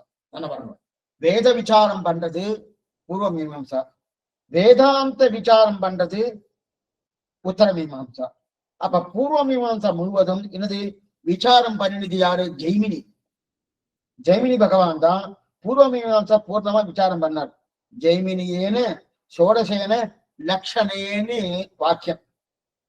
ஜெய்மினியேன சோடசேன லக்ஷணே அப்படின்னா 12 காண்டங்கள், கர்மகாண்டம் 12 காண்டங்கள், 4 காண்டங்கள் தேவதா காண்டம். அதாவது மொத்தம் 16 அத்தியாயங்கள். அந்த 16 அத்தியாயங்கள 4 அத்தியாயம் கொண்டது பிரம்ம மீமாம்சா. பிரம்ம மீமாம்சா தான் பிரம்மசூத்திரம். நல்லா பாத்துக்கோ, பிரம்ம மீமாம்சா தான் பிரம்மசூத்திரம். அத வேதவியாசர் நன்னா விசாரிச்சார், அவன் பிரம்மசூத்திரத்தை கொடுத்துட்டார். அப்ப வியாசர் தான் ஆச்சாரியன், சிஷ்யர் ஜெய்மினி. இப்ப வியாசருக்கு 4 பேர் சிஷ்யா. நல்லா பாத்துங்க, வியாசருக்கு 4 பேர் நிறைய பேர் இருக்கா, பிரதானமா 4 பேர் சிஷ்யா. அந்த 4 பேர் சிஷ்யாவை தேர்ந்தெடுத்து, ஏன்னா வேதங்கள்லாம் ஒன்னா இருந்தது. அந்த வேதங்கள் ரிக்வேதம் என்ன, எஜுர்வேதம் என்ன, சாமவேதம் என்ன, அதர்வன வேதம் என்ன, இந்த மாதிரி 4 வேதங்களா பிரித்து கொடுத்ததே யாருன்னா வேதவியாசர் தான். அதே போல நம்முடைய திவ்ய பிரபந்தமும் எல்லாம் ஒன்னாதான் கொடுத்தாரு சுவாமி நம்மாழ்வார். அதை பிரிச்சு இது முன்னாடி இது பின்னாடின்னு பண்ணது யாரு? வேதவியாச பண்ணின கைங்கரியத்தை சுவாமி திவ்ய பிரபந்தத்திலே சுவாமி நாதமணிகள் அதே கைங்கரியத்தை பண்ணார். இருக்கட்டும். அப்படி இருக்கச்சு அந்த வேதவியாசர் 4 சிஷ்யர்களுக்கு 4 வேதங்கள் எடுத்துட்டார். அப்படின்னு நான் நன்னா பார்த்தார். ஜெய்மினி பூர்வ மீமாம்சை அர்த்தம் பண்ண போறார் இல்லையா, 4 சிஷ்யங்களை பிரதானம் எடுத்துட்டார். ரிக்வேதத்துக்கு சிஷ்யர் பைலர்னு பேர். ரிக்வேதத்துக்கு சிஷ்யர் பைலர் என்பவரை கொண்டு ரிக்வேத விசாரம் பண்ணார். எதிர்வேதத்துக்கு சிஷ்யர் வைசம்பாயனர். கேள்விப்பட்டிருக்கணும், வைசம்பாயனம் வாசம் அப்படின்னு சகஸ்ரநாம சொல்றோமனும். அந்த வைசம்பாயனர் அவர் எதிர்வேதத்துக்கு விசாரம் பண்ண சொன்னார். சாமவேதத்துக்கு ஜெய்மினி, சாமவேத விசாரம் ஜெய்மினி. அதர்வேத வேதத்துக்கு விசாரம் சுமந்தூன்னு பேரு.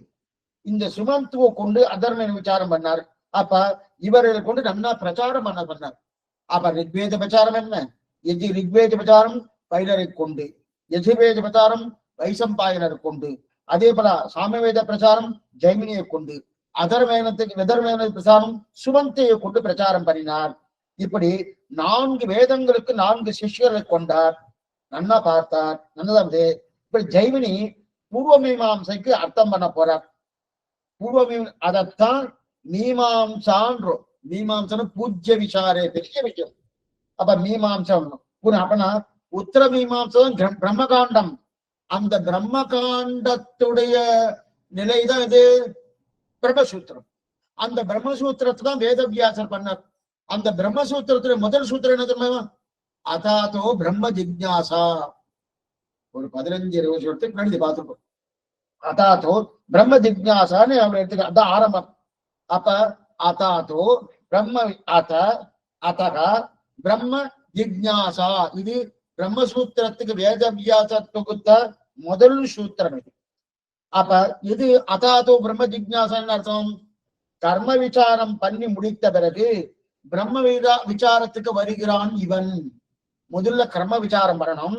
கர்ம விசாரம் பண்ணி முடிச்ச உடனே அதற்கு மேல பிரம்ம விசாரம் வேணும். ஏன் சுவாமின்னா, கர்ம விசாரம் பண்ணினா ஆனால மேலோட்டமாக அவனுக்கு ஒரு அபிப்பிராயம் ஏற்படுறது. கர்ம விசாரம் பண்ண உடனே மேலோட்டமா அவனுக்கு ஒரு அபிப்பிராயம் ஏற்படுது. ஆனால் ஆழ்ந்தவனுக்கு தெரியல. உள்ளுக்குள்ள போகணும், உள்ளுக்குள்ள போகல தெரியல. அப்ப கர்ம விசாரம் பண்ண மேலெடுந்தவரே தெரியுது, உள்ள தெரியல. அதனால பிரம்ம விசாரத்தை விசாரிப்போன்னு வரான். அப்ப கர்ம விசாரம் பண்ணின பிறகுதான் பிரம்ம விசாரம், அதான் அப்பதான் வர முடியும். கர்ம விசாரம் பண்ண பிறகுதான் பிரம்ம விசாரத்துக்கு வர முடியும். இதுல மாறுபட்ட கருத்துக்கள் நிறைய இருக்கு, அந்த விஷயத்துக்கு போக வேண்டாம்.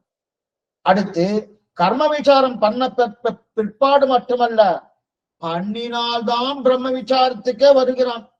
பண்ணா வர முடியாது. நேர பிரம்ம விசாரம் போக முடியாது. நேர திருப்பல்லாண்டு இல்லாம நம்ம நேர திருவாயூர் தான் சேமிக்க முடியும், செய்ய முடியாது. திருவாயூர் சேவிக்கணும், அதுக்கு முன்னாடி கண்ணீர் சித்தாம சேவிச்சதும் செய்ய முடியும். நேர திருவாயூர் போக முடியாது. அதே போல இங்க பிரம்ம விசாரத்துக்கு நேர போக முடியாது. கர்ம விசாரம் பண்ணித்தான் போகணும். அப்ப பிரம்ம விசாரம் பண்றதுக்கு கர்ம விசாரம் அவசியம் வேணும். அதை பண்ணில்லை என்றால் பிரம்ம விசாரத்துக்கு வரவே மாட்டான். ஏன்னா கர்ம விசாரம் பண்ணி நிறைய கர்மங்களை செய்யலாம். செய்ய செய்ய செய்ய செய்ய இது பண்ண பண்ண பண்ண இவனுக்கு என்ன தோன்றுது? ஓ, இது மோட்சம் கொடுக்கணும்னு நினைச்சிட்டு இருந்தேனே, இது கொடுக்குமோன்னு யோசிக்கிறான். கொடுக்காதுன்னு தீர்மானம் ஆயிடுச்சு. ஏன்னா சுவாமி கர்மா கொடுக்குமா? கர்ம விசாரம் பண்ணிட்டே இருக்கான் பண்ண பண்ண பண்ண பண்ண இது மோட்சம் கொடுக்கணும்னு கொடுக்காது போட்டிருக்கே.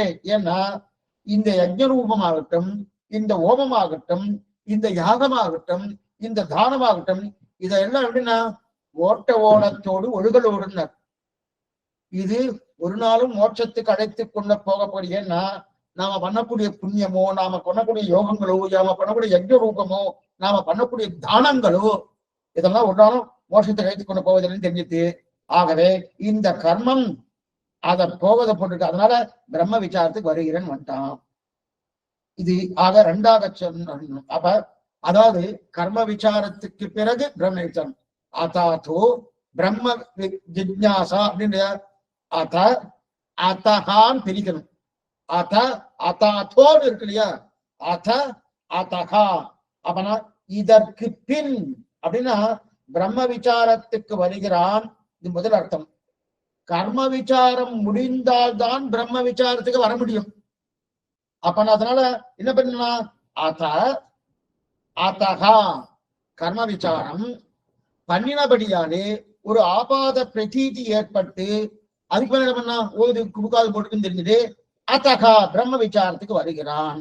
சரி, அப்ப பிரம்ம விசாரம் வந்து இது மோட்சம் கொடுக்காது, கர்ம விசாரம் மோட்சம் கூட தெரிஞ்சிருது. அது கூட பிரம்மாச்சனா. இது முதல் சூத்திரம் பிரம்ம சூத்திரம், அதாவது வேதாந்த விஷயத்துல சூத்திரத்துல முதல் சூத்திரம். அடுத்து ஜெய்மினி. ஜெய்மினி ஆரம்பிச்சது என்ன தெரியுமா, ஜெய்மினி கர்ம விசாரம். ஜெய்மினி பார்த்தது பிரம்ம விசாரம் இல்ல, கர்ம விசாரம். அதாவது பூர்வ மீமாம்சை ஜெய்மினி பண்ணது, உத்தர மீமாம்சை வேதவியாசர் பண்ணது. உத்தர மீமாம்சை தான் பிரம்ம விசாரம், அதுதான் பிரம்மசூத்திரமா அது பண்ண பிரம்மசூத்திரம் பண்ணார். இப்ப ஜெய்மினி கர்ம மீமாம்சை பண்ணணும். அவருடைய கர்ம மீமாம்சையில முதல் சூத்திரம் அதாத்தோ கர்ம கர்ம ஜிக்ஞாசான்னு பேர். இதுல பிரம்ம ஜிக்ஞாசா, அதாத்தோ கர்ம ஜிக்ஞாசா, கர்மத்தை பற்றி விசாரம். சரி சுவாமி, ஜிக்ஞாசா ஜிக்ஞாசானா என்ன? ஜிக்ஞாசனா ஞாத்தும் இச்சா ஜிக்ஞாசா, அறிய வேண்டும் என்கிற விருப்பம் இருக்கிறவன் தான், அதுதான் ஜிக்ஞாசா. அறிய வேண்டும் என்ற விருப்பம் இருக்கணுமோ, அதுதான் ஜிக்ஞாசா. இதில் பூர்வமீமாம்சை கர்மத்தை பார்த்து அறியணும் என்கிற விருப்பம், உத்தர மீமாம்சா பிரம்மத்தை பார்த்து அறியணும் என்கிற விருப்பம். இது ஆச்சாரியன் சிஷ்யனுக்கு மொத்தம் சொல்லி கொடுத்துட்டார். வேதவியாசர் எல்லாத்தையும் மொத்தமா சிஷ்யனுக்கு சொல்லி கொடுத்தா ஜெய்மினிக்கு. இப்ப ஜெய்மினி எழுதிட்டாரு, ஆனால் அவர் கண்டிப்பா பிரம்மசூத்திரத்தை ஒத்துக்கொள்கிறார் என்கிறார் வியாசர். இப்ப கர்ம விசாரம் தான் அவர் பண்றார், அவர் தான் பிரம்ம விசாரத்துக்கு வரல. ஆனா கர்ம விசாரமே பிரம்மத்தை ஒத்துக்கொள்ளாம பண்ண முடியுமா? பண்ண முடியாது. நான் கர்மம் பண்ணணும், யாரை குறித்து பண்ணணும்? ஒண்ணுமே இல்லை, கர்மா பண்ணிட்டே இருக்குன்னா எப்படி பலன் கொடுக்கும்? ஆனா அதுவும் பிரம்மத்தை ஒத்துண்டு தானே பண்ணணும். அதனால என்ன பண்றாரு, இவர் ஒத்துண்டுதான் இருக்காருன்னு யார் சொல்றாரு? ஒத்துண்டு இருக்காரு அப்படின்னு வேதவியாசர் சொல்றாரு. ஆனா மேலோட்டமா பார்த்தா அவர் பிரம்மத்தை ஒத்துக்கொள்கிறா போல இருக்காது அப்படின்றார். அப்ப யார் பலன் கொடுப்பார்? யார் சுவாமி பலம் கொடுப்பாருன்னா, இதுல அபூர்வம் பலம் கொடுக்கும்னு சொல்றார். கொஞ்சம் இந்த விஷயத்த சொல்லிட்டு முடிச்சுறேன். அபூர்வம் மேற்கொண்டு இது ஏன்னா இன்னும் நம்ம வேதவியாசர் மேற்கொண்டு அந்த என்னுடைய சிஷ்யனான ஜெய்மினி இன்னென்ன காரணத்தினால்தான் இந்த மாதிரி சொன்னார், அதனால் நீங்க இந்த சொன்ன வார்த்தையை நீங்க தப்பா புரிஞ்சுட்டு இருக்கேன், அதுக்கு என்ன சொல்லிட்டு இருக்க, தெய்வமே இல்லை பகவானே இல்லை அப்படின்னு சொன்ன மாதிரி நீங்க புரிஞ்சுட்டு இருக்கேன், அவ பகவான் உண்டுன்னு சொன்ன வார்த்தைகள் இருக்கு பாருங்கோ அப்படின்னு சில 4 வார்த்தையை எடுத்து காமிக்கிறார். அதெல்லாம் மேற்கொண்டு நம்ம பார்க்கணும். இப்ப ஜெய்மினி பகவான் இல்லை ஈஸ்வரன் இல்லைன்னு சொன்னாரோ, அப்ப பலன் இது கொடுக்கும், அபூர்வம் பலன் கொடுக்கும்ன்றார். அபூர்வம் பலன் கொடுக்கும்ன்றார். அது என்னமா சுவாமி அபூர்வம் பலன் கொடுக்குமா? அபூர்வம் பலன் கொடுக்குமா? அதுதான் அபூர்வம் தான் பலன் கொடுக்கும்ன்றார். அது என்னமா சுவாமி கொடுக்கும்னா, இப்ப நம்ம ஒரு யாகம் பண்றோமோ, அந்த யாகம் பண்றச்சு அந்த யாகம் பண்ணும்போது அதுல இருந்து ஒரு அபூர்வம் தோன்றுமா. நம்ம ஒவ்வொரு கர்மா பண்ணும் போதும் அதுல இருந்து ஒரு அபூர்வம் வருமா. அது என்னன்னு தெரியாது, அது எப்படி இருக்குன்னு தெரியாது. அது நம்ம கண்ணால பார்க்க முடியுமான்னு தெரியாது. ஜெய்மினி தான் கேட்கணும். அபூர்வம் தோணுமா, அது வருமா? அந்த மாதிரி நிறைய யாகங்கள் இருக்கணும்.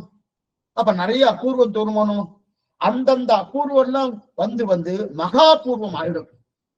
மகாபூர்வம் ஆயிடுமோனோ, அந்த மகாபூர்வம் தான் உனக்கு தேவையான பலத்தை கொடுக்குமே தவிர அங்க ஈஸ்வரன் உனக்கு பலத்தை கொடுக்கணுன்ற அவசியம் கிடையாது. இதைத்தான் ஜெய்மினி ஒத்துண்டு இருக்க. நல்லா பாத்துக்கோ, ஜெய்மினி ஒத்துண்டது இதுதான். அப்பனா பகவான்ங்கிற தத்துவத்தை ஜெய்மினி ஒத்துக்கல. இந்த பாருங்க, சொன்னது அவருடைய கர்ம விசாரத்துடைய வாக்கியத்தை பார்த்து அந்த வாக்கியத்தை பிரகாரம் இந்த அர்த்தம். ஆனா வேதவியாசர் ஓஹோ அந்த வாக்கியத்துக்கு இது அர்த்தம் இல்லை, நீங்க தப்பா புரிஞ்சுட்டு இருக்கேன், என்னுடைய சிஷ்யனுடைய அபிப்பிராயம் இது இல்ல, அவருடைய அபிப்பிராயம் வேறு அபிப்பிராயம் நான் சொல்றேன்னு சொல்லி ஓ அந்த வாக்கியத்துக்கு இதுதான் அர்த்தம்னு அவர் சொல்றார். அப்ப இருந்தாலும் அந்த வேதவியாச சொன்னதான் சரின்னு வச்சுட்டு வச்சுக்கேன், அப்ப கூட அவர் ஏதோ தப்பா பண்ண மாதிரி ஒரு சந்தேகம் ஏற்பட அந்த சந்தேகத்துக்கு நாம என்ன பண்ணோம், அது பரிபாலிக்க வேண்டியிருக்கே. ஓ இது சந்தேகம் இல்லை, இதுதான் உண்மைன்னு நம்ம பரிபாலிக்க வேண்டியிருக்கு இல்லையா? அந்த மாதிரி நிலைகள்லாம் ஆழ்வார் பாசுரத்துக்கு உண்டானா இல்லையா சுவாமி? அந்த ஆழ்வார் இந்த மாதிரி சொல்லியிருக்கார், இந்த ஆழ்வார் இந்த மாதிரி சொல்லியிருக்கார், அப்ப ரெண்டுத்துக்கும் பரிகாரம் பண்ணணும், ரெண்டுத்தையும் சேர்க்கணுமோ, என்னமா சேர்க்கறது? அந்த மாதிரி நிலையை ஆழ்வார் பாசுரத்துக்கு உண்டானா கிடையாது. குரு சிஷ்ய கிரந்த விரோதம் கிடையாது, கிடையவே கிடையாது. அப்ப என்னன்னா நீங்க என்ன நினைக்கிறீர்கள், அது இது பிரமாணமான்னு கேட்டிடணும். ஏன்னா இதுல அந்த விரோதம் இல்லை, இதுதான் பிரமாணம். இப்ப இந்த பிரமாணத்துக்கு தகுந்தாற் போல அந்த ஏனைய சாஸ்திரங்கள் இருந்தா அது பிரமாணம் ஒத்துக்கிறோம், இல்லைன்னா அதே தள்ளுபடிது அப்படின்னு தெரிவிக்கிறார். இப்ப என்ன சொல்ற வேதவியாசர், என்னுடைய சிஷ்யன் விரோதம் பார்க்கல, தெய்வம் இல்லைன்னு சொல்லல, நீங்க அந்த மாதிரி அர்த்தம் புரிஞ்சுட்டு கேட்டுன்னு. சரி சுவாமி, இதை அவர் நேரடியா சொல்லியிருக்கலாமே, இன்னைக்கு சொல்றதுன்னா அவரே நேரடியா சொல்லியிருக்கலாமான்னா அவர் அதுக்கு வேற விஷயம் சொல்றார். நேரடியா சொல்றதுக்கு என்னன்னா அவர் சொல்லாதது காரணம் இதுதான். ஆனா எக்ஸலண்டா ஆர்கியூ பண்றாரு. நமக்கு ஒரு நீதிமன்றத்துல ஆர்குமெண்ட் என்னமோ அதெல்லாம் இது வரப்போகுது, அது அந்த ஆர்குமெண்ட்டே எடுக்கல, ரொம்ப எக்ஸலண்டா வேதவியாசர் அது சமன்வயப்படுத்துறார். சமன்வயப்படுத்த நிஜம் அதுதான், உண்மை அதுதான், அப்படிப்பட்ட உண்மை. இந்த அபிப்பிராயத்துலதான் என்னுடைய சிஷ்யனா ஜெய்மினி இதைதான் சொன்னார் தெரிவிக்கிறார். நம்ம இன்னும் வியாக்கியானத்தை வாசிச்சுட்டு அதுக்கப்புறம் அதுக்குள்ள போகணும், கொஞ்சம் 2 காலட்சேபம் ஆகும். ஏன்னா நமக்கு குரு சிஷ்ய கிரந்த விரோதம் மேலெழுந்த வாரியா சொல்லியாச்சுன்னா இவ ஸ்ரீ வைஷ்ணவாருக்கு இதுதான் ஆழ்வார்களை தவிர எதுவும் ஒத்துக்க மாட்டான்னு ஒரு பெரிய ஒரு புகார் இருக்கும். இங்க அங்க இருக்கிறத எடுத்து சொன்னமோனோ அதைத்தான் அழகிய மனவாள பெருமானான எடுத்து சொல்லியிருக்கார். என்னன்றது நம்ம அடுத்த வாரம் பார்ப்போம். அனைவருக்கும் தீபாவளி நல்வாழ்த்துக்கள். விஷயம் பண்ணிட்டு கொஞ்சம் லேட்டா அடியன் போட்டுட்டேன் இந்த தடவை, ஏன்னா மறந்துட்டேன், போட்டுட்டேன்னு நினைச்சுட்டேன். கடைசி 1 மணி நேரத்துக்கு முன்னாடி தான் அந்த மெசேஜே போட்டிருக்கேன். க்ஷமிக்க பிரார்த்தனை. மேற்கொண்டு உங்க ஏதாவது சந்தேகம் இருந்தால் அவசியம் கேட்கும் பிரார்த்திக்கிறேன். ஆழ்வார் எம்பெருமானார் திருவிதேசனம், ஆச்சாரியம் திருவிதேசனம், பாகவதாரன் திருவடிகளே சரணம்.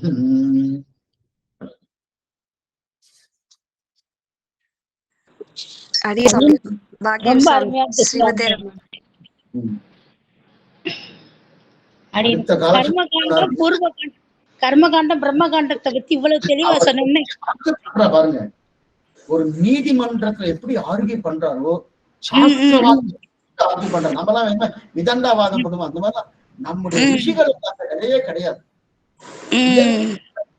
தர்மம் அருமை சுவாமி, அருமை.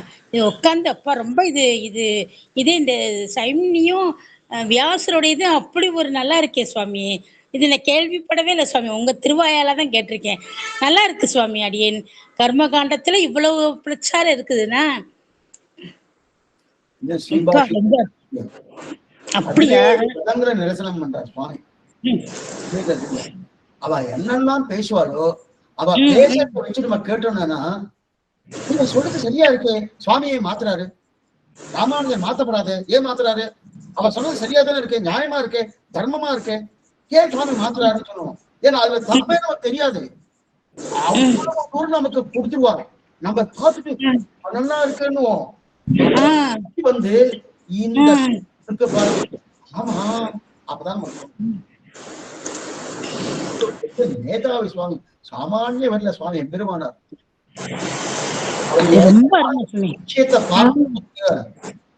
இப்படியும் ஒரு ஜீவாத்மா இருக்குமா அப்படின்னு நமக்கு தோணும்.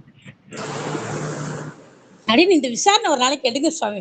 அப்படின்னு அருமையா இருக்கு, கேட்கவே ரொம்ப ஆர்வமா இருக்கு சுவாமி. நல்லா இருக்குது. கர்மசூத்திரத்துக்கு இவ்வளவு நம்ம வெறுமனா கர்மசூத்திரம் சொல்லி சாதாரணமா நினைச்சிடும், அதுக்குள்ள இவ்வளவு இருக்கா சுவாமி. அடியேனப்பா ஒரு நாளைக்கு தெளிவா ஒரு நாளைக்கு இதுக்குன்னே ஒரு கிளாஸ் எடுங்க சுவாமி. ஒரு நல்லா கிளாஸ் இருக்குது. ஆ. ஸ்ரீபாஷ்யம்னால 5 வருஷம் ஆகும். ஓ. சாமானியம் இல்லை. ஆ. ஸ்ரீபாஷ்யம் 4 அத்தியாயங்கள், பெரிய எத்தனை அதிகரணங்கள், எத்தனை ஆ. சூத்திரம். ஸ்ரீபாஷ்யம்ல 5 விஷயம். திருவாய்மொழியை காட்டிலும் ஆனா ஸ்ரீபாஷ்யம் ம். வாசி திருவாய்மொழிக்கு வரணும். நாம் அப்படியே மாற்றா வந்துட்டு இருக்கோம். ம். திருவாய்மொழிக்கு வரணும், அதெல்லாம் தெரிஞ்சுட்டு தான் கடைசியில தான் திருவாய்மொழிக்கு வரணும். ம். ம். நமக்கு நேரம் கிடையாது. அதெல்லாம் எங்க பாக்குறது, எது பாக்குறது, அது அப்படியே ம். சம்பிரதாயம். அருமை சுவாமி. நானும் அப்படியே உட்காந்து என்ன இங்கெல்லாம் திங்கிங் ஓடுது. இதுக்கு அடுத்து என்ன வரும் என்ன வரும் அப்படின்னு ஆர்வமா இருந்தேன். கர்ம சூத்திரமுக்கும் பிரம்மசூத்திரத்துக்கும் அப்பா ரொம்ப வித்தியாசம். எவ்வளவு அழகா அது வியாசர் அழகா வந்து சமாதானப்படுத்துறாங்க என்ன சுவாமி அத. எந்தெந்த சூத்திரத்தை எடுத்திருக்கார், எந்தெந்த அத்தியாயத்தை எடுத்திருக்கார், அது வியாக்கியானத்துல இருக்கு. மனவாள மாமணி பூர்ணமா சொல்லியிருக்கார். அந்த வியாக்கியானத்தை வச்சுட்டே இருந்துச்சு. ஓ. அப்படின்னு அடுத்த கிளாஸ் அப்படியே இதாக்க கூடாது, மிஸ் பண்ணிடாம போய் கேட்கணும். அப்பதான் புரியும் என்ன சுவாமி அப்படின்னு சுவாமி. ரொம்ப உங்க திருவடியை சேவிச்சுக்கிறேன் சுவாமி. ரொம்ப அருமையா இருக்கு சுவாமி. உங்களுடைய இதுதான் என்ன சொல்றதுன்னு எங்களுக்கே புரியல. நீங்க எங்களுக்கு ஒரு கிடைச்ச ஒரு இதுதான். ரொம்ப அருமையா சுவாமி. அடியேன் சுவாமி. சேவிச்சுக்கிறேன் சுவாமி. அடியேன் அடியேன்.